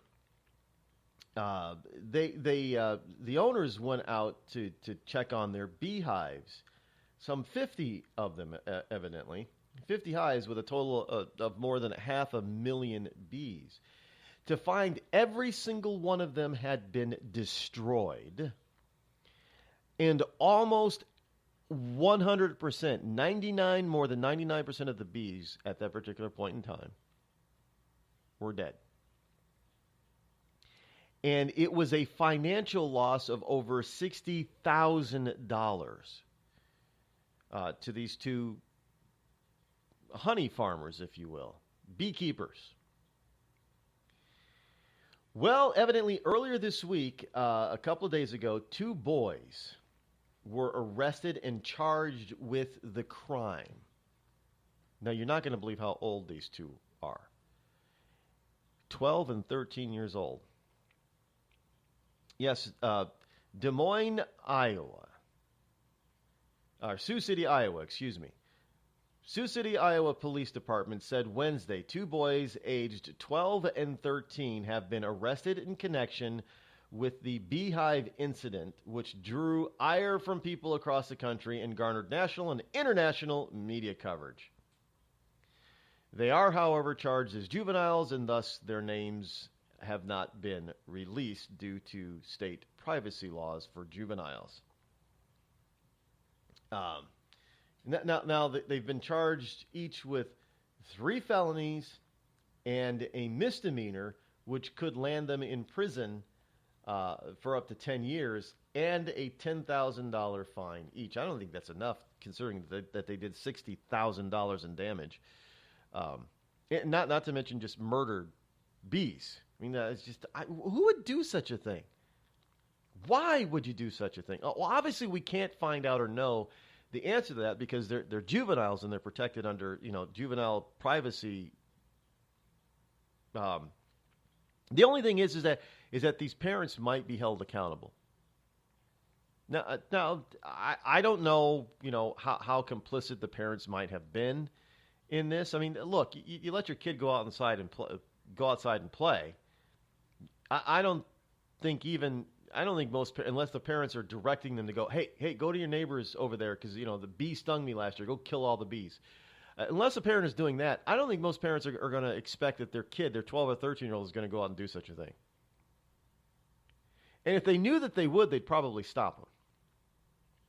But hey, look, I know that there's evil parents. How about that couple that was that has a $9 million bond each on them for 13 kids?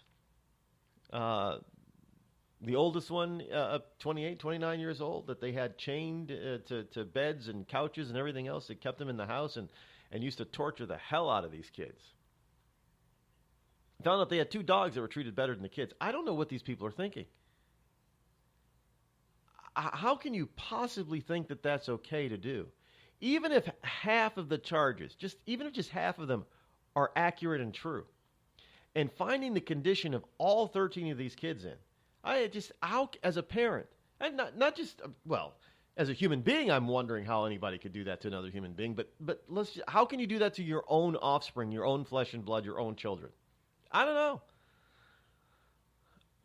It's beyond me, but people never cease to amaze me, the evil that one human can do to another.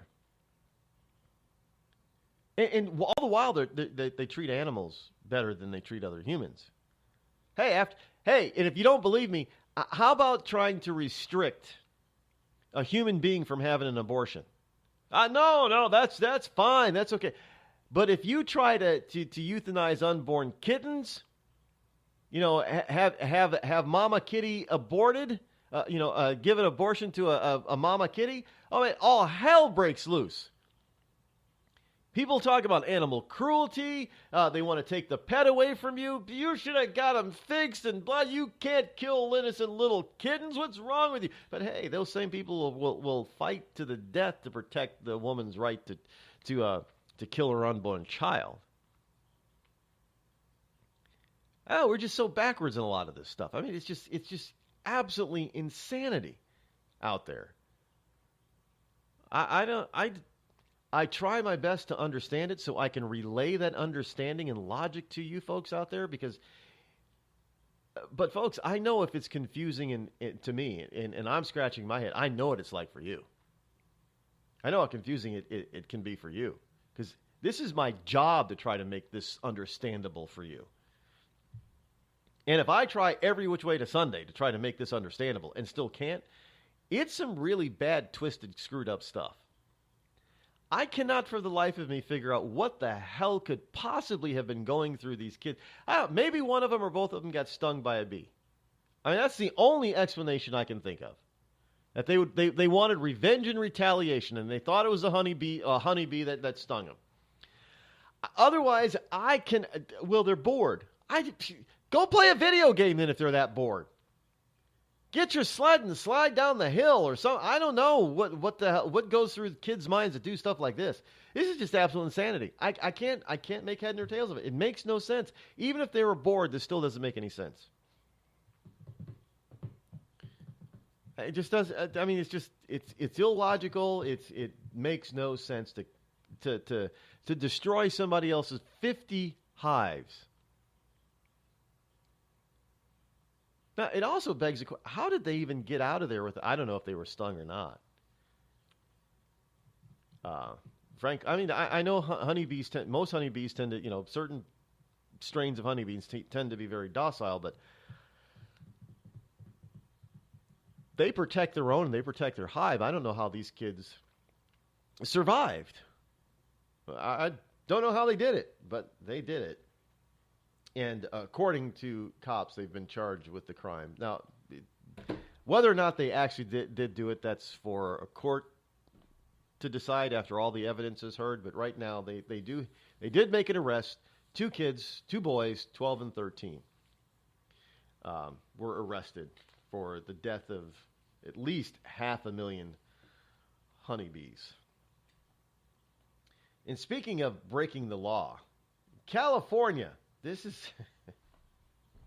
California is a place you ought to be, so they loaded up their truck and they moved to Beverly Hills, that is. Well, evidently, California is running into some problems.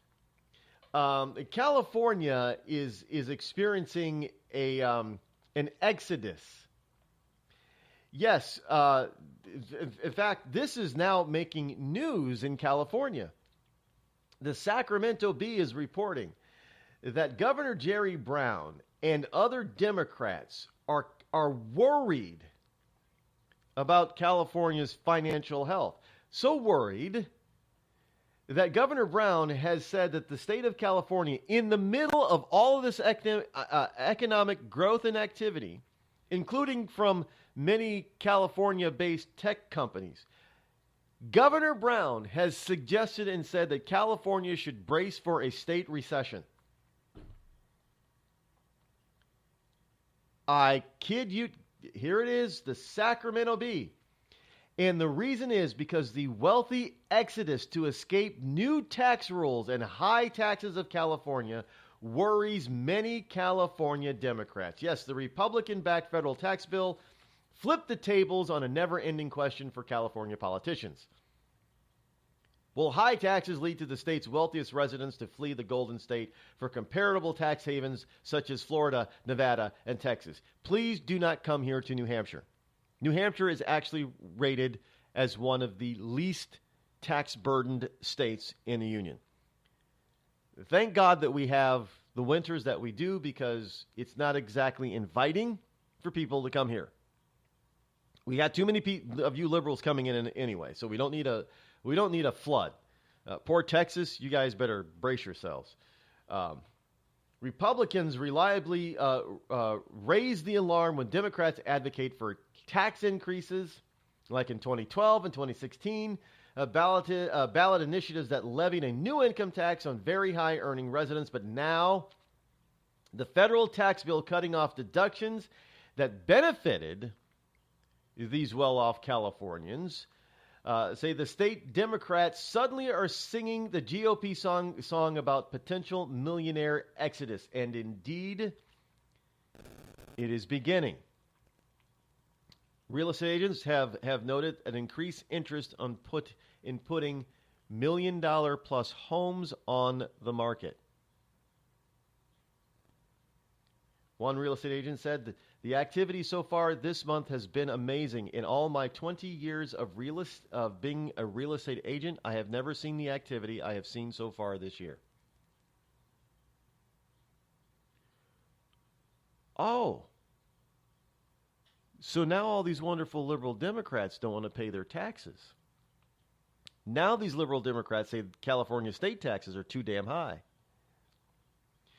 People with higher incomes pay a lot more money, and some of them may be tempted to leave Governor Brown and his wonderful state. When he unveiled his 2018 to 19 budget proposal last week, this was an assault by the Republicans in Congress against California. He said it wasn't an assault against California. Are you kidding me?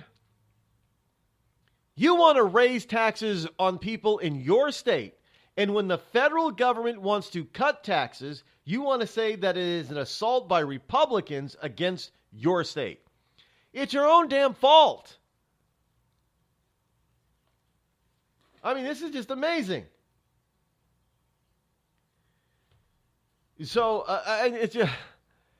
Californians are sick and tired of the taxes that they voted for, by the way. Now, I'm sorry, but you people out in California, somehow you should be made to sit in your own piss. It's kind of like the kid that always pees in the toilet seat, and mom finally gets tired of it and says, "Go sit in the toilet. Go sit down in your own piss." Well, these Californians should be forced to do the same thing. They voted for this crap, and now they want to blame the rest of the country because their taxes are too damn high.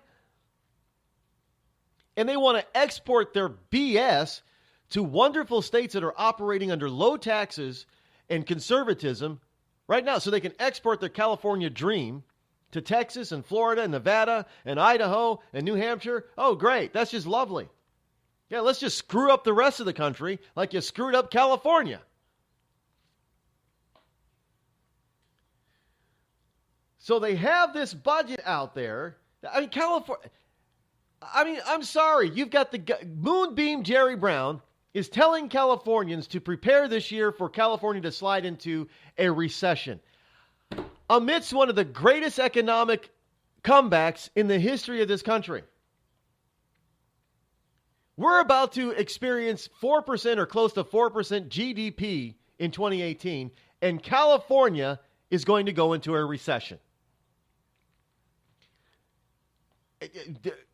What? I have no words. I have no words. You're going to have a country where 49 of the 50 states are going to be booming in this. Well, maybe not all. There's other news here. Illinois is expected, by the time the 2020 census comes around, because they're already estimating, California, for the first time in decades, is going to lose a seat in Congress. Because that's how many people are leaving California. Illinois is going to lose possibly 2 seats in Congress, the House of Representatives, because of all the people that left there. New York will lose another. This is like 10 years in a row that New York will, or 10, I don't know, what was it? I had this story here. Every time that they've done the census since 1940s, New York State has lost a congressional seat.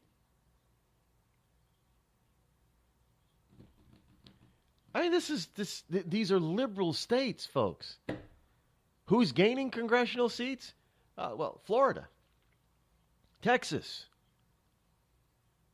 Nevada, Idaho may gain a congressional seat in 2020. Because so many people are moving there. Idaho's booming right now. I don't know. Idaho, I don't know why. You know who else might lose a seat? They only got 2. They could be down to 1. The high tax state, New England state of Rhode Island. Rhode Island is terrible in their taxes, man. I mean, Rhode Island is so bad, it could cost you nearly $2,000 just to register your car for 1 year. That's how bad Rhode Island is. And Rhode Island, it was once labeled the most corrupt state in the Union, even ahead of Illinois. Rhode Island was bad. Rhode Island still has Providence mayors and state governors in jail, from what I understand, just like Illinois. But it was terrible, and the taxes are just terrible. People are fleeing to Massachusetts. Lord, that's telling you, Taxachusetts is getting Rhode Islanders because Rhode Islanders think that Taxachusetts is a tax haven compared to Rhode Island. Now that's that's pretty damn bad.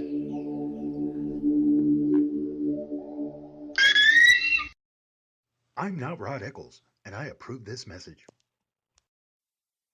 Tired of paying outrageous prices for Viagra? Well, we have great news for you. Now you can finally get Viagra at huge discounts. Healthy Man allows you to save up to $500 on Viagra. Why pay U.S. pharmacy prices of $15 per pill or more when you can get Viagra for less than $3 a pill? Call today and get 40 Viagra pills for only $99. This can cost as much as $600 at your local pharmacy. You can't afford not to call us. If you want Viagra at the lowest prices, never pay $15 a pill pharmacy prices again. Get Viagra for less than $3 a pill. Call 800-595-2614 today and save up to $500 and get 40 pills for just $99. Healthy Man is fast, easy, and affordable. Operators are waiting at 595-2614 to take your call now. Call 800-595-2614. That's 800-595-2614. Again, 800-595-2614.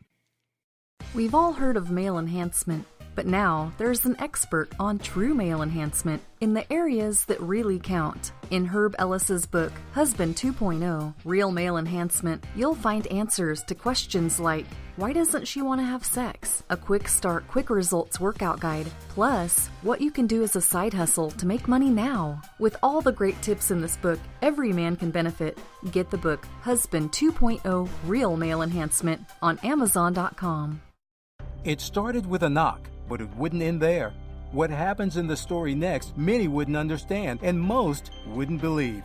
5 + 2 = Perfection by Samuel Rosette Jr. is a must-read. The scriptures within are reminders of the ancient past, and yet intriguingly infuses with texts which stand on the edge of the stage of relevancy. Available online at Westbow Press, Amazon, Books A Million, Barnes & Noble, and SamuelRosetteJr.com.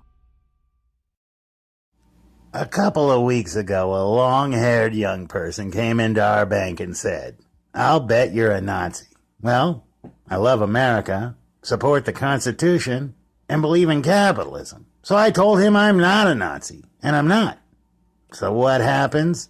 The punk breaks out 2 windows and pepper sprays an elderly woman in the face. You know, there's one thing about long-haired young people nowadays. They're real assholes. Long-haired young people, you suck.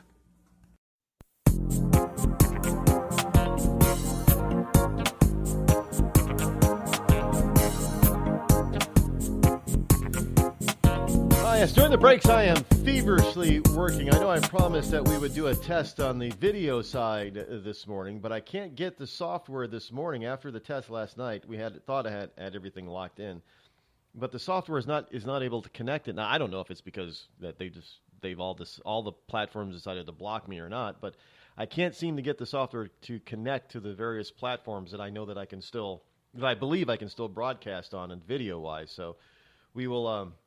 We'll attempt to do it, and if I can't get it for the show, I promise you this evening I will do a live broadcast and I'll probably have to do it on Facebook, just to as a short broadcast. But trying to get this software, again, I'm not a software engineer, and you think you got all the numbers. It's not that easy because you got to plug in all these stupid numbers and codes and everything, and if you don't hit the save button at the right time, I guess something doesn't get saved, and that's probably what happened this time, which means I'm going to have to go back in and start from scratch and redo it all just to do a test to see if it actually works. But it's why can't they even why don't they just make it easy? I don't know. But the software is a little, it's not, it looks like it should be easy, but it's not really the software's fault, I don't think. It's really the fault of the various platforms, making it complicated for various pieces of software to connect with them, because they don't want you to connect like this. Facebook wants you to connect directly with Facebook and only with Facebook. And if you try to use something that's going to let you connect to multiple places at once, Facebook gets really, really pissy and makes it hard. So I'm sure that's probably what the issue is. There's a number that got mixed up or not saved somewhere, and I have to go and find it. And I've been trying to do that during the breaks, and I can't find the issue. So if I can't do it by this break, then we will have to just we'll have to forfeit. Well, we won't forfeit. We'll just have to punt. We'll punt till later this evening when we'll do a live broadcast, and I'll announce towards the end of the program if we have to go with a live Facebook program later tonight. I'll announce it for you. So don't worry. I promised that we were going to have a video broadcast from the second bunkerized, the broadcast bunkerized studio, video, which is different from the audio studio, by the way. Because it just looks better. Background will look better. It's nicer color, because a bunkerized studio the original looks, it's kind of drab, actually. Well, at least on camera, it's kind of drab. So we've added some, detail in the second part. Get a nice color on the wall. Put a nice color on the wall, and we got a nice flag, American flag in the background. You'll be able to see my father's flag that draped his coffin is also in the background. Master Sergeant Rod Eccles, United States Air Force, retired, deceased 2015. So you'll be able to see it. You'll probably be able to see all that. You wouldn't have been able to see it on the other side. Well, on the other side of the bunkerized studio, where we didn't paint and put up that kind of stuff. You wouldn't have seen that stuff. So this side, it's really the same room, just different sides of it. Any case, we'll also do I have enough time to even get into this one? No, not really. But when we come back from the break, we'll talk about what else is going on in California. That's actually probably contributing. Well, not probably, but is contributing to their financial woes and their financial issues out there. If you think it's just taxes forcing people to leave, oh no. There's another reason too, and we'll tackle that when we come back from the break. So don't go anywhere. Hour number 3 coming up. It was just another quiet Saturday at the Johnson home. Honey, have you seen the hammer? It's in the garage. Oh, no, not the garage. Later that same day... Dad, I can't find the bicycle pump. Son, I'm afraid it's in the garage. The garage? Then the following Tuesday... Howard, where's the car? It's in the garage. Does your garage look like a giant yard sale without the yard? Do you cringe at the thought of entering your garage? Then you need Crest Garage Cabinets. With one phone call, those wonderful folks at Crest will come out to your home, design the best combination of cabinets for you, and install them quickly and professionally before your very eyes. It's a miracle. And unlike other companies who ask for a down payment or money up front, you won't pay a penny until your Crest cabinets are installed to your satisfaction. So call Crest today, toll-free at 1-800-548-2848. That's 1-800-548-2848. And you'll never fear going into your garage again. On the battlefield, there's a saying America's military men and women live by. Never leave a fallen warrior behind. Ever. Off the battlefield, Wounded Warrior Project operates with the same goal. We leave no warrior behind. Wounded Warrior Project is a non-profit organization created to help our men and women returning home with the scars of war. Whether those scars are physical or mental, we're here to make sure that they heal.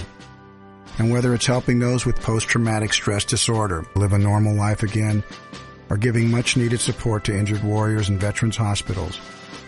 Because no one deserves our help more than the men and women who risk their lives to keep us safe. Wounded Warrior Project.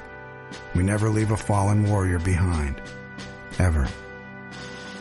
Learn more about what we do at woundedwarriorproject.org.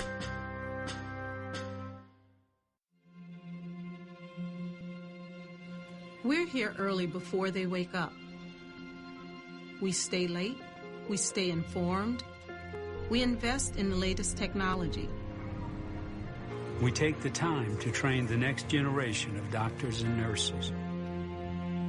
We work together to make sure we heal their bodies and their minds. We do this not because it's our job, but because this is about our veterans' lives.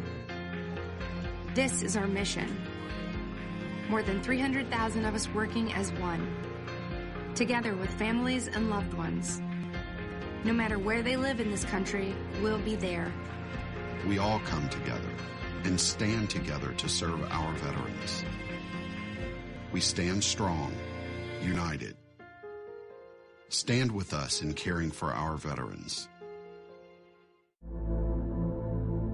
There's a threat targeting America. One that's growing fast, but may still be hard to see. Lyme disease. Spread by tiny ticks, often smaller than the head of a pin. This dangerous disease is now more widespread than West Nile, tuberculosis, and HIV/AIDS combined. And if left untreated, it can lead to arthritis, facial paralysis, and even memory and concentration problems, often called brain fog. As the threat of Lyme disease grows to more than 300,000 projected cases each year, it's time for us to target Lyme disease. That means checking for ticks when you've been outside, even in your own backyard. It means seeing a doctor if you experience the symptoms of Lyme disease, which can include joint pain, flu-like symptoms, fever, fatigue, or sometimes a bullseye-shaped rash. Set your sights on stopping Lyme. Learn how you can target Lyme disease at targetlyme.org. The Red Cross responds to nearly 66,000 disasters every year, most of them house fires. Red Cross President and CEO Gail McGovern says you need to develop an evacuation plan and practice it, especially with your children. It takes just 2 minutes for a home to be engulfed in flames. Practice those drills. We all think our kids know what to do. They don't. We need to teach them. We have started a large campaign where we're going into vulnerable communities and helping install smoke alarms. Already 92 lives were saved, and 4 of those lives were saved by a 5-year-old girl who remembered what we taught them during these fire drills, and she got her family out. We also have a slew of free apps that people can download onto their smartphones. It's what to do in every kind of disaster you can imagine, how to prepare and how to recover. To help support all the Red Cross does and to make a financial donation, go to redcross.org. That's redcross.org. It's Thursday night, and you're grabbing drinks with some friends. Started off with a pitcher for the table, which quickly becomes 2. There's pool. And there's the photo booth. All right, everybody squeeze in. Say cheese! Followed naturally by an order of wings. And another. Can we get some extra ranch sauce? Then there's the ceremonial nightcap. So what are we doing this weekend? And lastly, it's back to the car, which, if you're buzzed,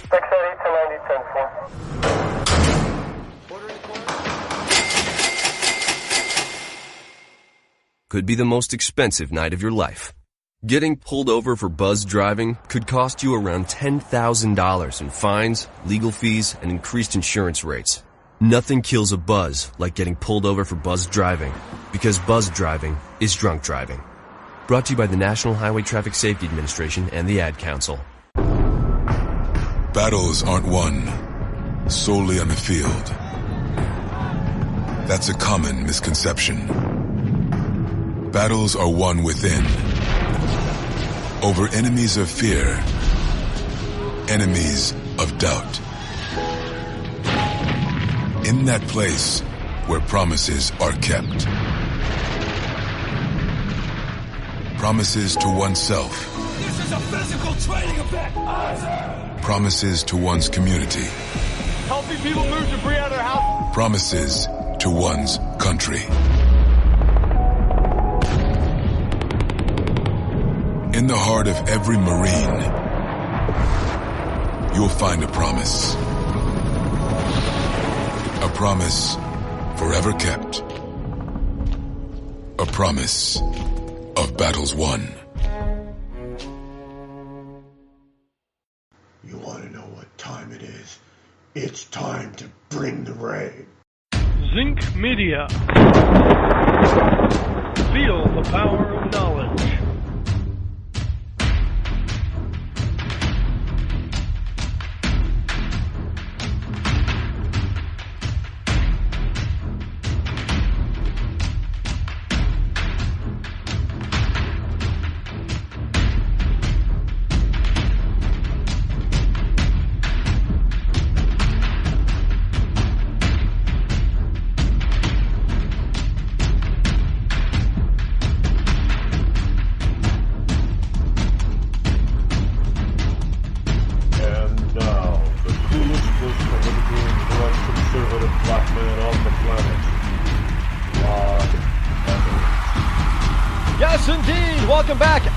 Number 3, the fastest 3 hours of Internet Talk Radio is right here on the Rod Eccles Show, powered by Zinc Media Arts. It is a Friday. Welcome to Freedom Friday. Yes, every Friday we try to take things a little bit lighter as we slide on into the weekend and try to celebrate our increasing freedom that we are getting back from, that's being given back to us by the wonderful Donald Trump, who is now the 45th president of the United States. As we head on into this weekend, it is a time for celebration because it is the first anniversary of his inauguration this weekend. So grab the champagne, grab the coffee with the cream de menthe and Irish coffee mix on yourself. And sit, if you don't have to work, sit back and enjoy. I know I'm prepared. I've got some. People know that I fancy myself as an amateur wine snob now. After going out to California, what is it, about 4 years ago now? Going out to California, Napa Valley, and other places in California. California is a beautiful state. Not gonna lie. Its politics suck. The land itself and many of the people are wonderful. The land is gorgeous. I mean, it looks different from. It's way different looking, landscape-wise, than it is out here on the East Coast. Left Coast is something else. Just gorgeous stuff, gorgeous topography, and wine country is gorgeous. And after going out there and experiencing a couple of wineries, one in particular called the Artesa Winery, which is actually owned by a Spanish family.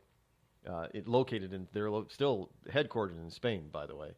But this is an all-American grape, all-American red wines.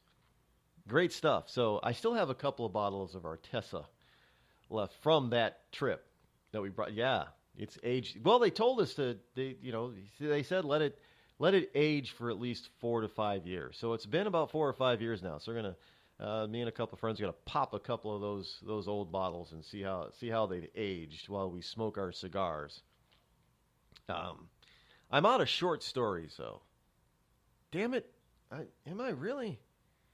I don't see any more in this box here. Yeah. I think I got to make a trip out there today. Go get some short stories. Well, they're small, so maybe I won't bother. Well, I like to have the short stories on hand.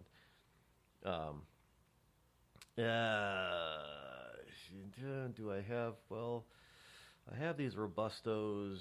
Do the Partagas. Those are okay. Actually, the shorts. Yeah. I think the short story actually will go better with these wines. But, maybe I'll just stick with the Partagas. They'll be fine. Anyway, we're just going to enjoy the weekend as we celebrate Trump's first year in office. Should be fun. No, we're not going to. You don't. If you get drunk off of wine, it means you're drinking it wrong. You're supposed to savor the flavor. I mean, it's not like beer. It's not like, well, what do people do in college? Well, they chug beer. I never heard of anybody chugging wine. I mean, it's not what you're supposed to do. Well, if you watch the movies that I watch, like the wonderful, badly dubbed Chinese kung fu movies, they chug rice wine. Anybody ever have rice wine sake? It's actually pretty good. It's kind of sweet though, but it is very good. Not gonna. You know what else is very good? Ouzo. Ouzo's also good. You can drink ouzo straight up. I know it's most ouzos, good ouzos have a licorice flavor to them, and I'm not a huge licorice fan, but I like ouzo. And sake, good old rice wine, yeah, definitely straight up. And yes, it is better room temperature. Don't ice sake. It really the flavor of it just totally changes when you chill it. Don't chill it. I mean, that's my just personal opinion. I mean, some people like it cold, but it's supposed to be served, at least room temperature, slightly warm. So try it. It's good. It really is good. You'd be surprised. But be careful. You cannot drink white rice wine like they drink it in the movies because it will knock you on your keister quickly. Just after a couple of shots of you start to feel it. At least I did. And I knew I better, trail off. So, but wine is a sipping beverage. You savor it and enjoy it. You don't guzzle it. You never, because why would you do that? So you have to enjoy it. So basically, it's in a night with friends with cigars. You could have a cigar or two and 2 or 3 glasses of wine. If you have more than 3 glasses of wine, you're probably drinking too fast. Honest, really. That's my opinion. So you can go through, a couple, with a few friends, you can go through a couple of bottles of wine in a night, sure, but each one of you shouldn't probably have more than 3 glasses, because if you have more than 3, 4 glasses max, you have more than that, either you're pouring too little or you're drinking too fast, or both. Both of those is wasting wine in my book. Just saying. That's my wine snobbery story for you today. And what do I know? I'm not a sommelier, not even close to being one. Don't even want to be one. Don't even claim to be one. But that's my that's my wine snobbery story. Now you're also like a guy who also happens to who's coming into his own in learning a lot about various types of whiskeys and bourbon is a form of whiskey, but whiskey. I'm really liking whiskey. I think whiskey has replaced vodka as my go-to hard spirit because I can't drink vodka straight. I got to mix it with cranberry or something or Coke. I can't. It's like rum. I can't drink. I don't particularly like rum anyway. But because rum is like tequila, it does nasty things to you in the morning, like hangovers. But vodka I can't drink straight. Now whiskey, on the other hand, I don't really want whiskey anymore mixed with anything. I like whiskeys straight. I like the taste, the flavor of, and they went to a whiskey tasting party over the summer, Lots of different people. There were a total of 10 different. Yeah, try tasting 10 different whiskeys without getting plastered. But I sampled, and it opened my eyes to the nuances of whiskeys. Man, I mean, there are whiskeys from all over. And, it had some good Scotch and Irish whiskeys, had some good American whiskeys and bourbons, had a New Hampshire made whiskey. Yeah, there's a distillery in Marlborough, New Hampshire, which is just south of Keene. And there's something that was called 12 Monkeys. There's another whiskey distillery. That's not 12 Monkeys is very good, but it's not made here in New Hampshire. But there's another distillery evidently out in the seacoast of New Hampshire. Somebody brought a bottle of that. It was a unique looking bottle, and it had a very smoky flavor to it. I guess what they do is they run like a smoker, like you'd smoke your meat or something. They actually run the whiskey through a smoker. And it had this very smoky flavor. It was awesome. Talk about smooth going down. It was a dangerous whiskey, let me tell you. That whiskey could be dangerous because there's no afterburn. I know some people like the afterburn in some whiskeys, but with this whiskey, it was typical whiskey all the way through. But that smoker that they run it through to infuse it with that wonderful applewood smoke, just mellows it out, so there is not even a single hint of afterburn. It just goes down and you don't even know you drank it. That's dangerous. And I forget the name of it. I'm going to have to... I think it's available at the New Hampshire liquor store, too. So I just...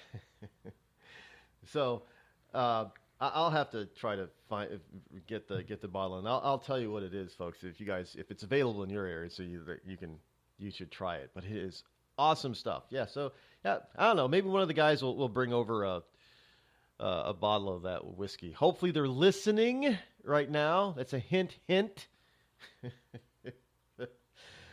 Oh yes, we are going to have some fun this weekend in celebrating Trump. However, there are people out there that won't be celebrating this weekend.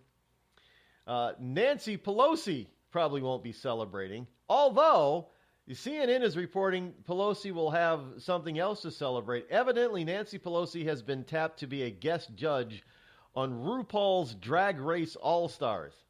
I am not kidding you. Is it wrong of me to say that when RuPaul dresses up as a woman, he puts on all that makeup? He's rather pretty. He is. I mean, those outlandish costumes and everything. You can still tell that he's a guy under all that, but he looks kind of pretty. Although there are men that dress up in drag, and they would fool you. You would not know that there is no masculine look to them once they put on the wigs and dresses and makeup and everything. All the masculinity in them is gone in their face. But well, I mean, obviously there's still masculinity in the body, right? Yes.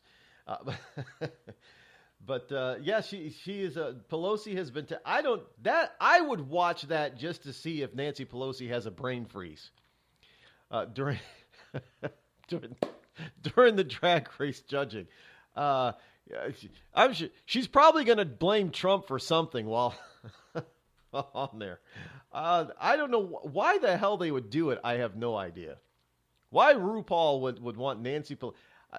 Is he just being really nice because he knows that she's on the way out? Maybe it's because she looks like a drag queen. I don't know. But anyway, if you're into that kind of thing, which I am definitely not. I don't get the whole drag queen thing. I just don't get it. I don't understand the popularity behind it. But Nancy Pelosi is going to be a guest. Evidently, is going to be a guest judge. But California continues its strange ways, not only with Pelosi, and not only with Governor Brown and his declaring that this is Trump's tax cut is an attack on California. Yeah, the rest of us not paying for high-priced California is an attack on California. Well, maybe California's problem isn't that the rest of us, are getting a tax cut. And maybe California's problem of having such high taxes and fees out there is because they're a sanctuary state now. And they're taking it to the next level. They're going to challenge the federal government now on this. Not in court. No, not there. But California is going to challenge the federal government by attacking its own businesses. You're probably thinking, how the hell are they going to do that? Well, the top cop in California, the California Attorney General, has just announced yesterday, and I quote, "We will prosecute employers who help immigration sweeps in California." Let me repeat that. The California Attorney General issued a statement yesterday. We will prosecute employers who help immigration sweeps in California. That's right. The state's top cop issued a warning to California employers yesterday that businesses face legal repercussions, including up to fines of $10,000 if they assist federal immigration authorities with a potential widespread immigration crackdown. So if companies are being forced to walk a fine line, now, on one end, if they do not cooperate with the federal government, they could be charged and fined under the federal laws. But if they cooperate too soon, they're going to be charged and fined by the state for cooperating. Folks, you can't make this stuff up. California has just declared war on its own businesses if those businesses decide to help the federal government uphold the law. So California is threatening its own businesses with a fine while the state of California is breaking the law, and they're going to fine businesses who obey the law. And they wonder why businesses are moving out.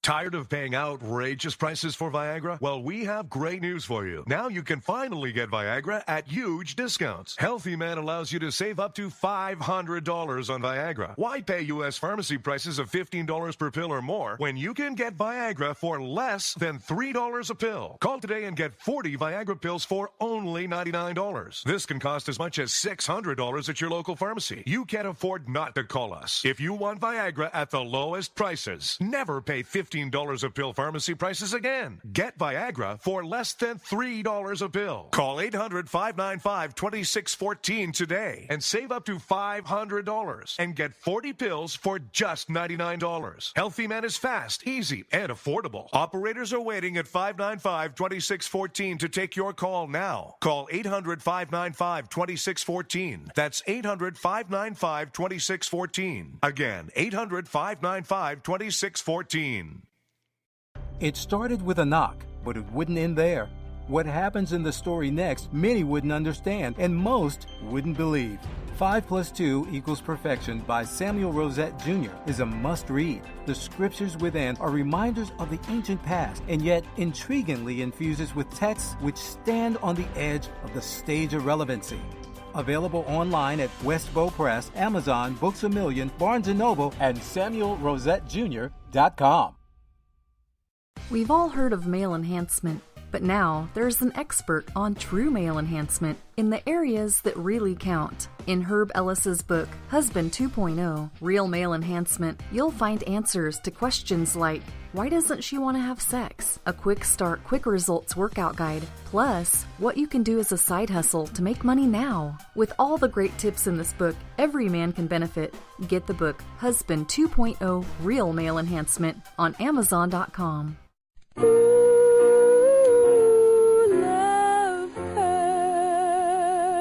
Yes, love hurts. It can hurt emotionally, but more important, it can also hurt you physically. It can hurt you in a way which nobody who owns a hot tub and lives in California can afford to be unaware of. Yes, I'm talking about California hot tub rectal gonorrhea. This painful, incurable disease can make an enjoyable soak in a hot tub with family, friends, and dog into a literally unforgettable experience. If you catch California hot tub rectal gonorrhea, Not only will you walk around feeling like you're about to pass a twisted sardine can lid, you'll also smell like a pile of burning tractor tires. So don't jump out of the frying pan and into the hot tub, because if you get California hot tub rectal gonorrhea, it'll really burn your ass. This has been a public service message brought to you by the Citizens Against CHTRG Foundation.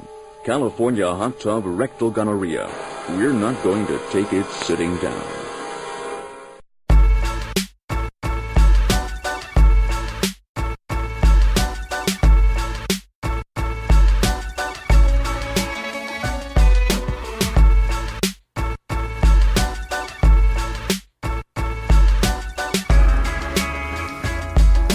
California's got all kinds of other problems too. I mean, this is just, you can't get more nut job liberalistic than California right now. I mean, this is insanity. They're out there threatening employers who voluntarily. Now, understand. Now, give them a little bit of credit. They're not coming down on employers that are forced legally to cooperate with the federal government, but companies that voluntarily cooperate with the government in these sweeps and raids can be fined up to $10,000 by the state.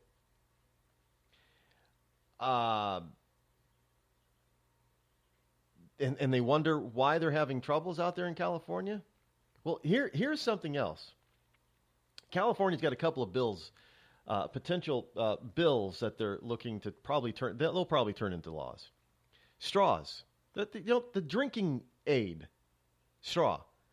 Well, there's a bill that's on the table that will make it a law that you can only hand out straws to people who ask for it. So, in other words, you know how you automate most places if they have a drink and they give you a straw with it, right? Well, under this bill, I guess in order to save plastic from the landfills and stuff, you're only going to be able to get a straw if you ask for it. Is under this bill. And this is ridiculous. And they're trying to spike the Latino vote in California.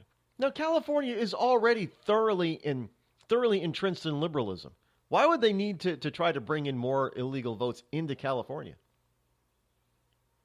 Oh, well, maybe because they're afraid of federal laws that clamp down on illegal voting.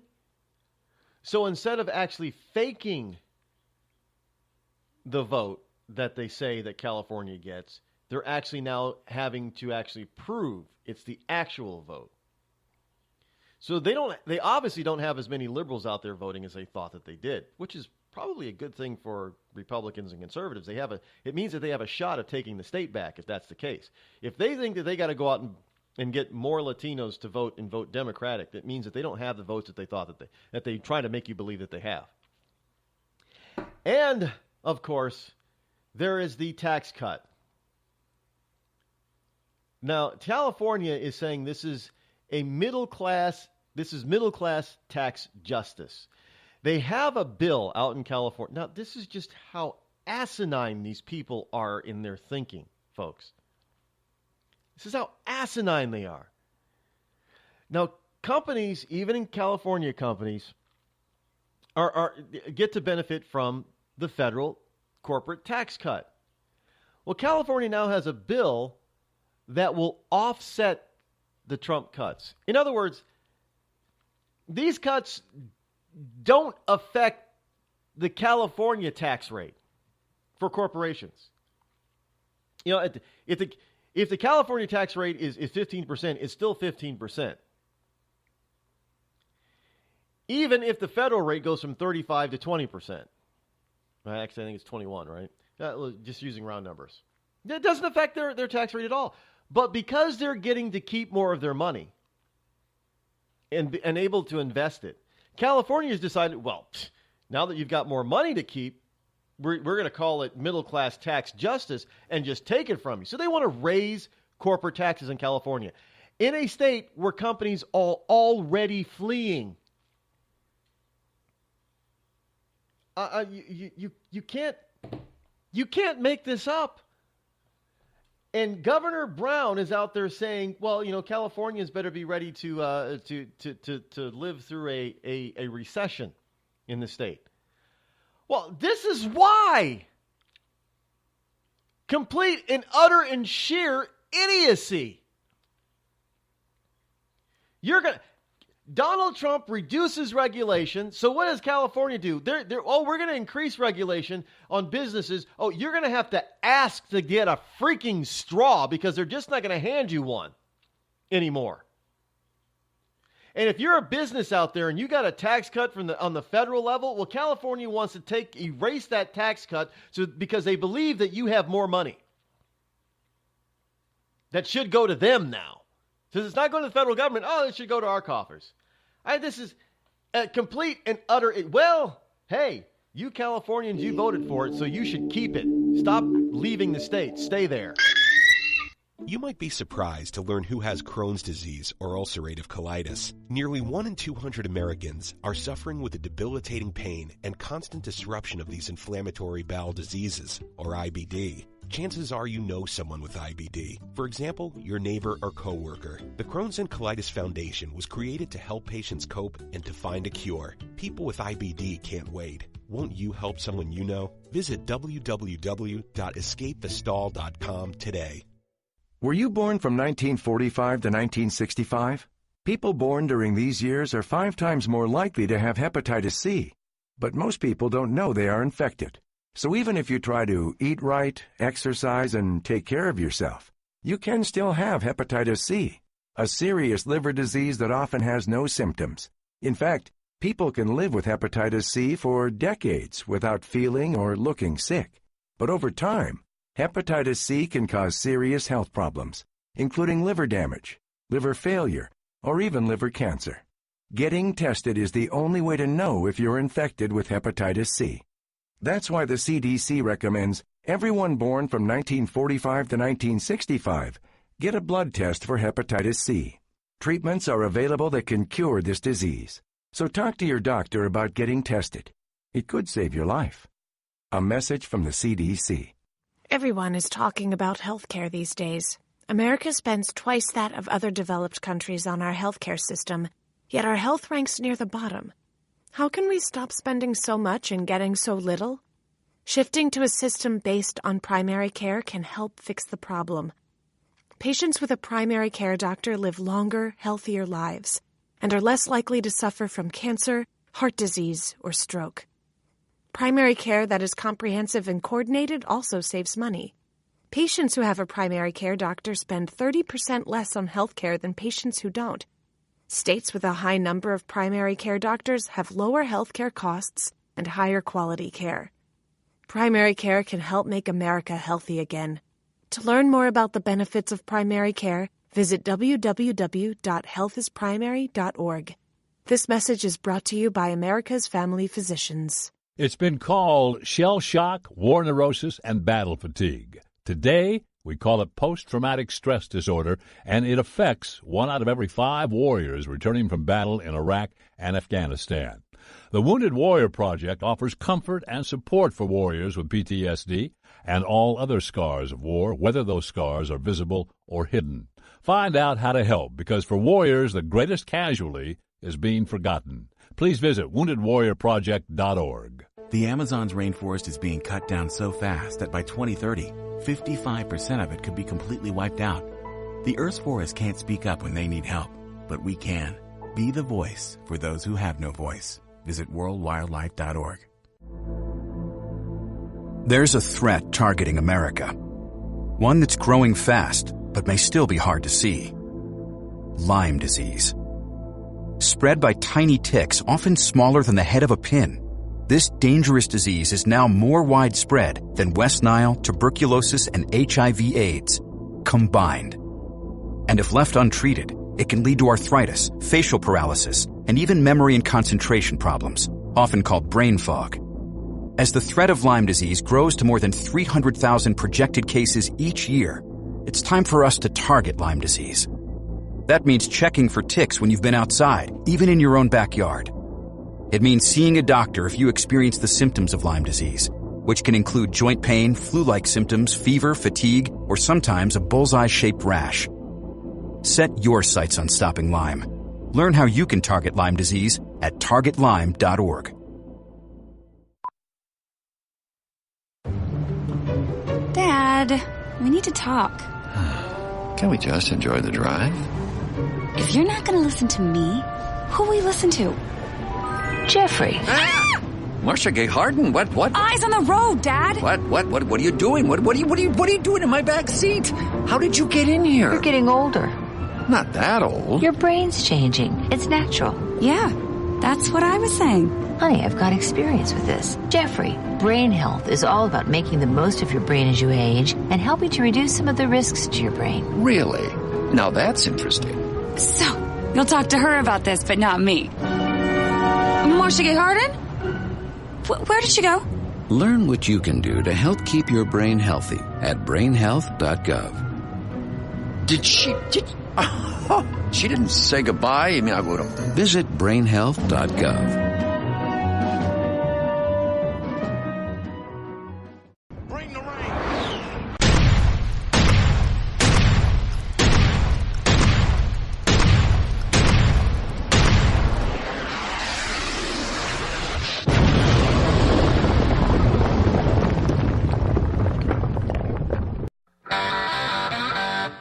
Politically incorrect black man in America. You're listening to The Rod Eccles Show.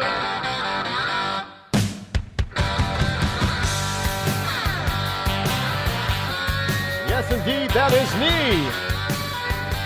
Tell your mother, tell your brother, tell your sister, tell your pappy, tell your aunt and uncle that you listen to moi. Little French lingo thrown in there to make me sound sophisticated. Yeah.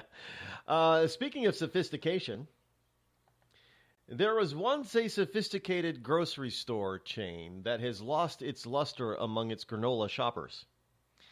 Yes, Whole Foods has been tarnished by Jeff Bezos. Yeah, the same guy who's now going to give $33 million in scholarships to illegal immigrants can't even keep the wonderful, brazenly popular leftist icon Whole Foods up and running.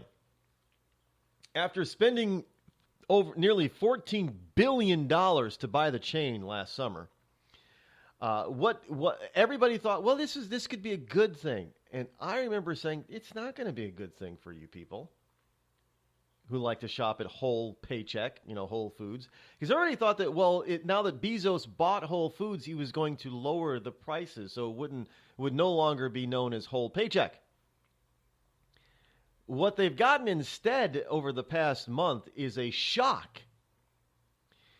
Yes, PJ Media has a story. Furious Whole Foods shoppers are reporting empty shelves at stores all across the U.S. of A. Now, I have family members that work for Whole Foods. I don't know if their jobs are safe right now. Now, I'm not being facetious about this at all. There is an outcry. I mean, this is serious. Shoppers at Whole Food markets across the USA have been astonished to discover empty shelves at their local stores over recent months, with some customers describing the stores as, in one particular customer says, the Soviet Safeway. Now, Barclay analysts found stores in disarray with entirely empty shelves and deteriorating produce. Now, one of the things that Whole Foods was known as was for their beautiful, flavorful, delicious, delectable, eye-pleasing, organic produce. And not anymore. I don't know what look,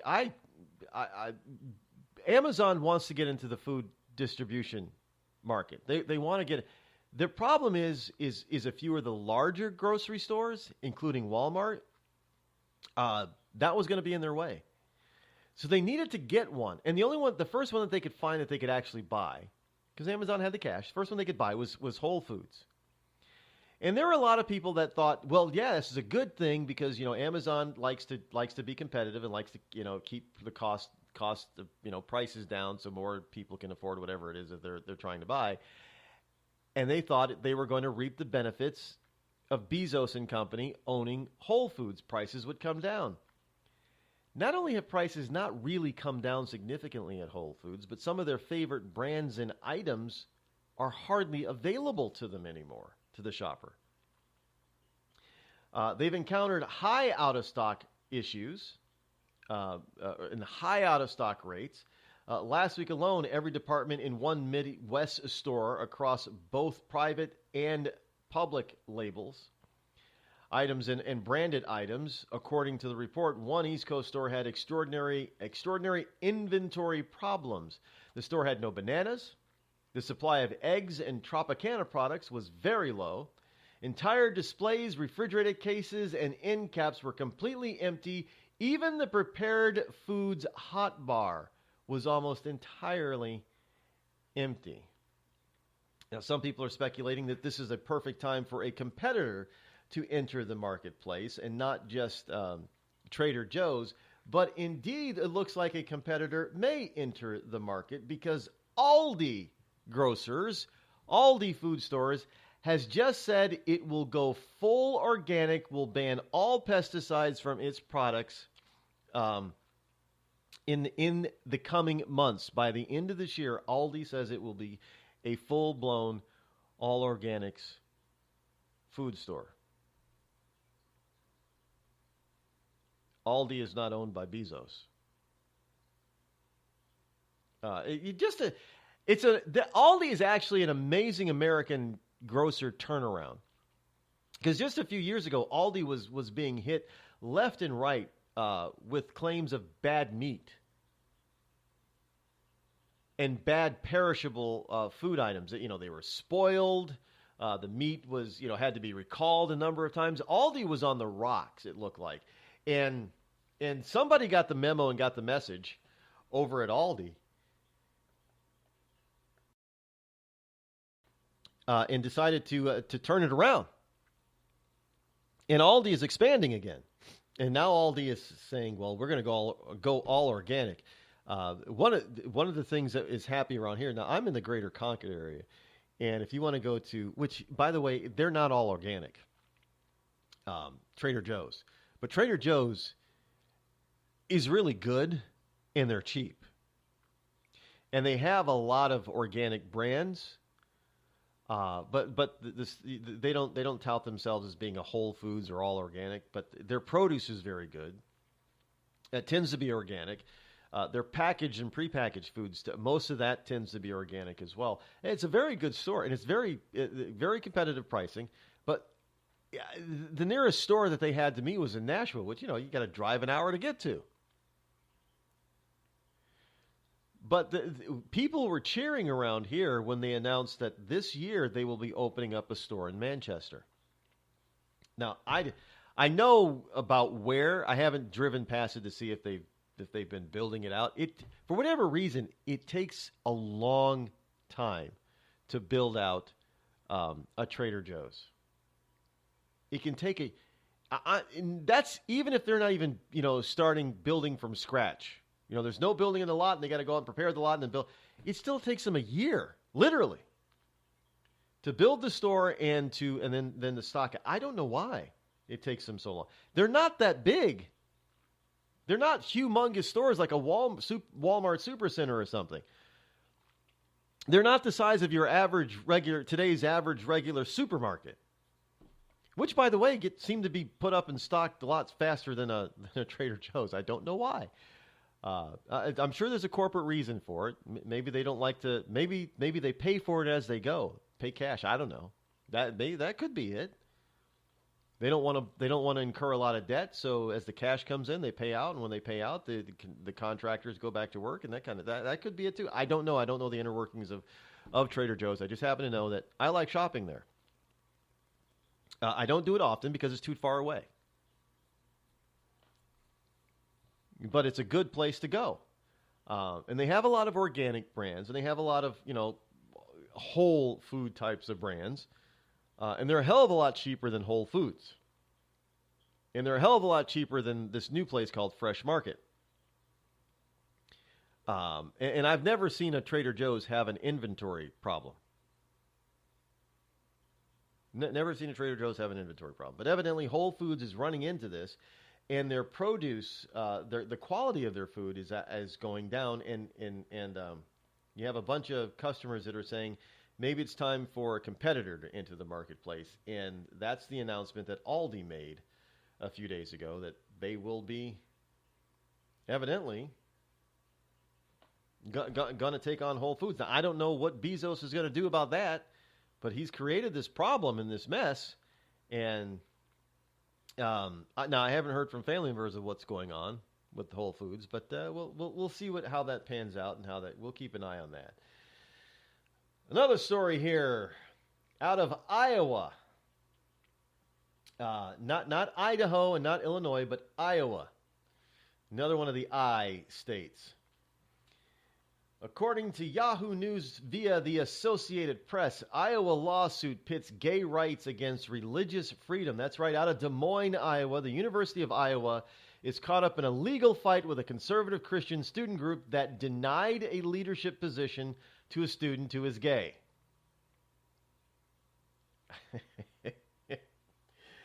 The case puts a university policy barring discrimination based on sexual orientation against the religious beliefs of a 10-member group called Business Leaders in Christ. The group sued after the state's flagship university in Iowa City revoked its campus registration in November. My question is, why would a gay person want to be in a position of leadership of a small Christian, ultra Christian group? Just to try to do exactly what's happening. Try to deny them their right to assemble. That's all it's about. Do you honestly think do you think the gay student is an ultra-Christian? Well, he can be an ultra-Christian. No, then he wouldn't be gay. I'm sorry, but he wouldn't. I know a lot of people that, how can you say that, Rod? That's just, see, you're a big, no, I'm not. I'm just telling you what ultra-Christians believe that the Bible says. And therefore, if this guy, this gay kid, college student, actually believed in the Bible as thoroughly as this religious group believes in the Bible, he wouldn't be gay. That's all I'm saying.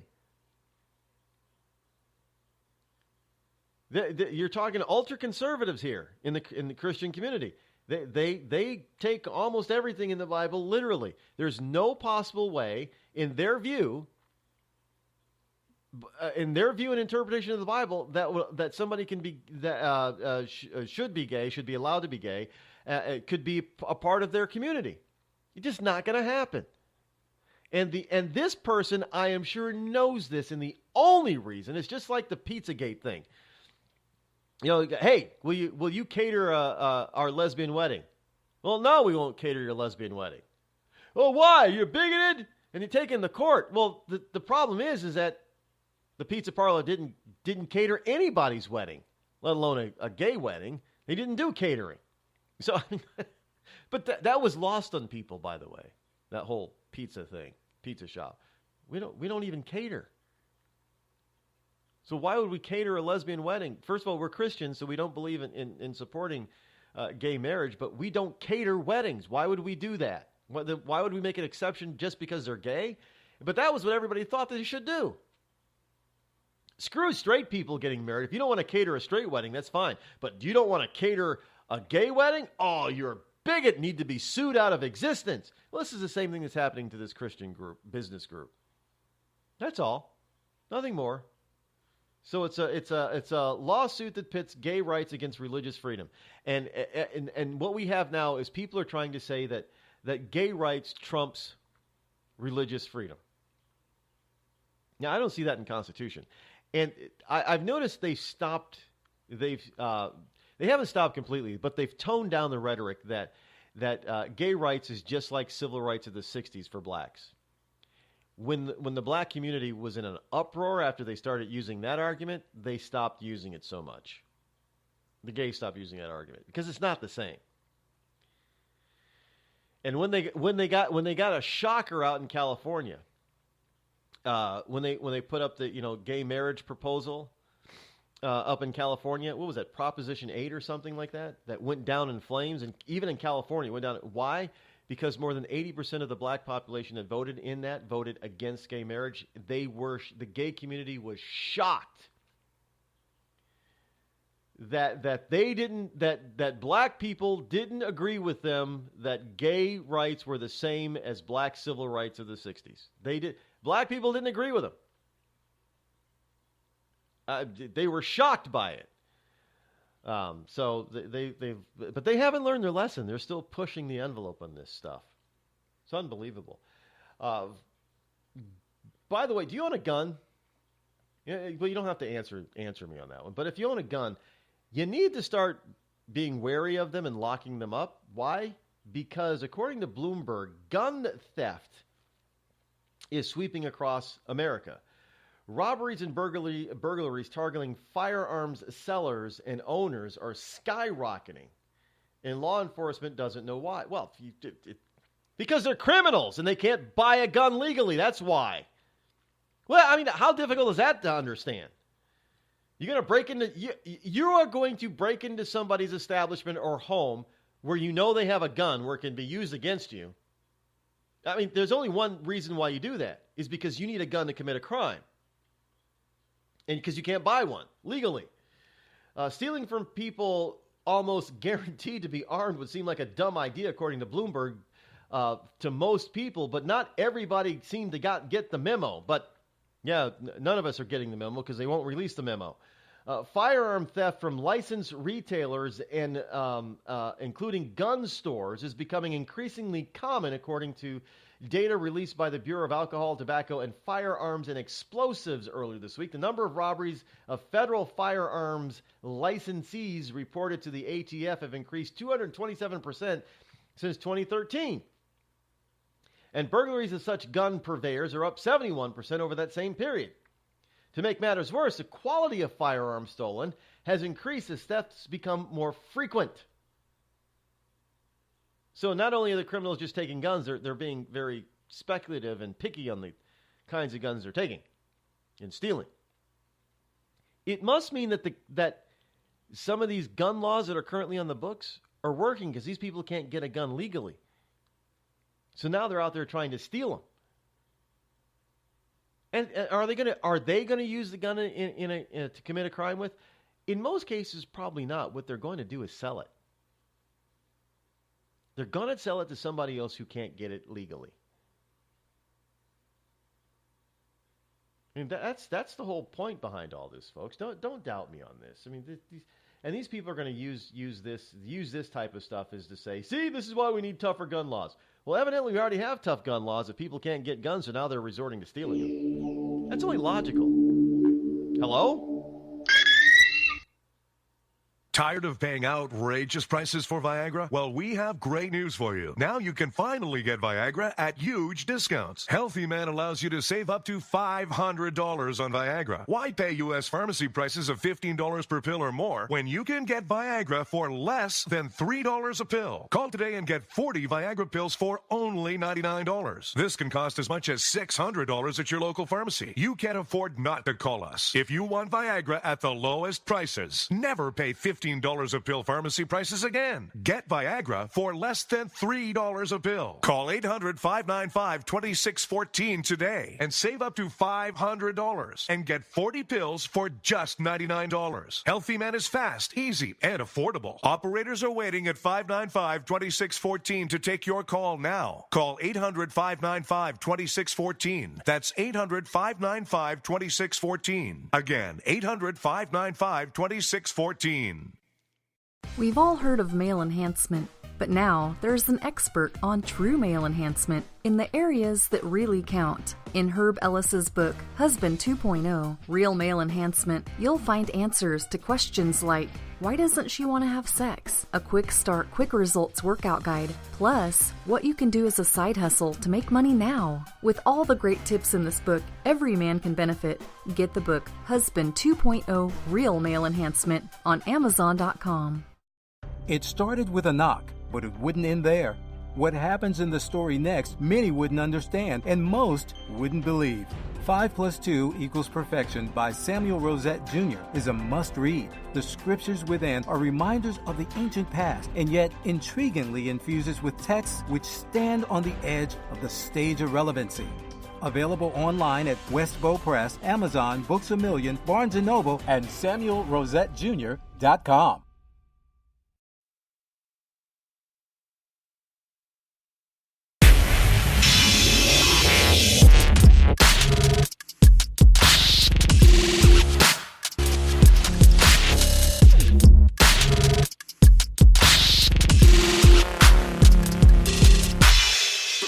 Almost forgot. You can't get out of here this morning without giving you today's holidays for January 19. Yes, just a few holidays today, not many. Today is, if you haven't heard, it is National Popcorn Day. Now, I love me some popcorn. I think tonight maybe I'll just sit back and watch some Netflix stuff and eat some popcorn. And wine goes good with popcorn too, by the way. You know what else surprisingly goes good with popcorn? Rum and Coke. Maybe it's because of the Coke in it. Rum and Coke goes good with popcorn too. Just try it. You'll like it. So it's National Popcorn Day. It's also Artist as Outlaw Day. Now, I have no idea what that means. Didn't even bother looking it up. Just know that it's Artist as Outlaw Day. It's also Brew a Potion Day. Not necessarily a potion that you can drink, but I guess this is all to celebrate witchcraft, of which I want no part in whatsoever. Brew a Potion Day. It's also Good Memory Day.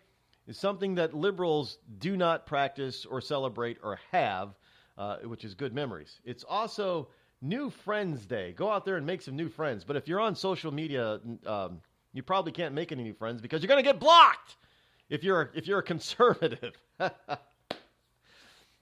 And friends enrich our lives in countless ways, and today is a day to go to work to forge new friendships all over the place. So try to forge a new friendship, but if you get blocked, then you know that you're probably too good for them. It's also Tin Can Day. It's the day to save your tin cans, recycle your tin cans. There are a lot of people out there that these preppers and stuff, they take tin cans. Give your used tin cans that you've collected to your neighbor prepper, because they can use them for as shutters and roofing material. Believe it or not, tin roofing. On sheds and tiny houses and stuff, people use tin cans. It is also a vegan-esque type of holiday today called Tenderness Toward Existence Day. In other words, everything that's alive has a right to exist. You got to be tender and kind towards all creatures, great and small. It's basically a anti-meat eating day. Under this one, tenderness towards exist. Don't be me. I guess those two boys out there in Iowa didn't have any tenderness towards the existence of all those bees. Just saying. Any case, the president is going to give some remarks today, if he hasn't already started, about the potential of shutting down the government. I'm telling you, these people on the left do not care about you and me. They do not care about brown and black and yellow children in this country. It's all about the illegal. They're willing to go to the mat to protect illegals because they know those illegals will end up giving them their votes. And they know that they are down in the vote category. They're in trouble. They say that they're going to win 40 seats in the House come November. They can't muster the votes without getting illegals to be able to vote, without getting more of the Latino to come across and vote. Democrats are in trouble all over the place. I mean, people are fleeing the biggest Democrat state that we got, California. So that's coming up later today. Not to mention this whole thing about releasing the memo is still out there and is still good.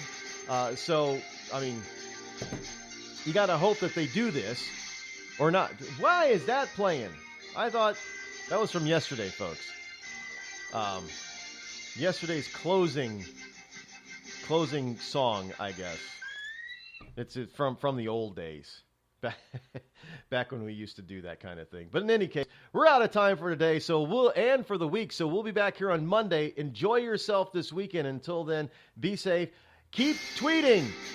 Release the memo. Keep tweeting. No more DACA. Go ahead, shut the government down. Have a great weekend. I'm out.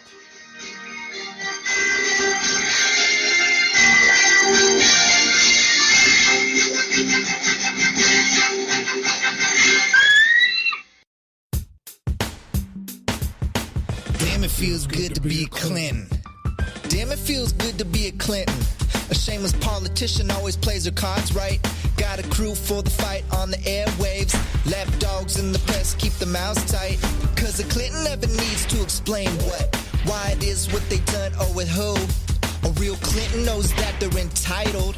And you don't get to know what they do. What difference does it make? For Clinton, what's loaded in some fat Apple file? A Clinton plays the victim for promotion. A Clinton kills it off with a smile. Damn, it feels good to be a Clinton. A server full of secrets ain't no thing. Damn, it feels good to be a Clinton. Nothing ever hits with the sting.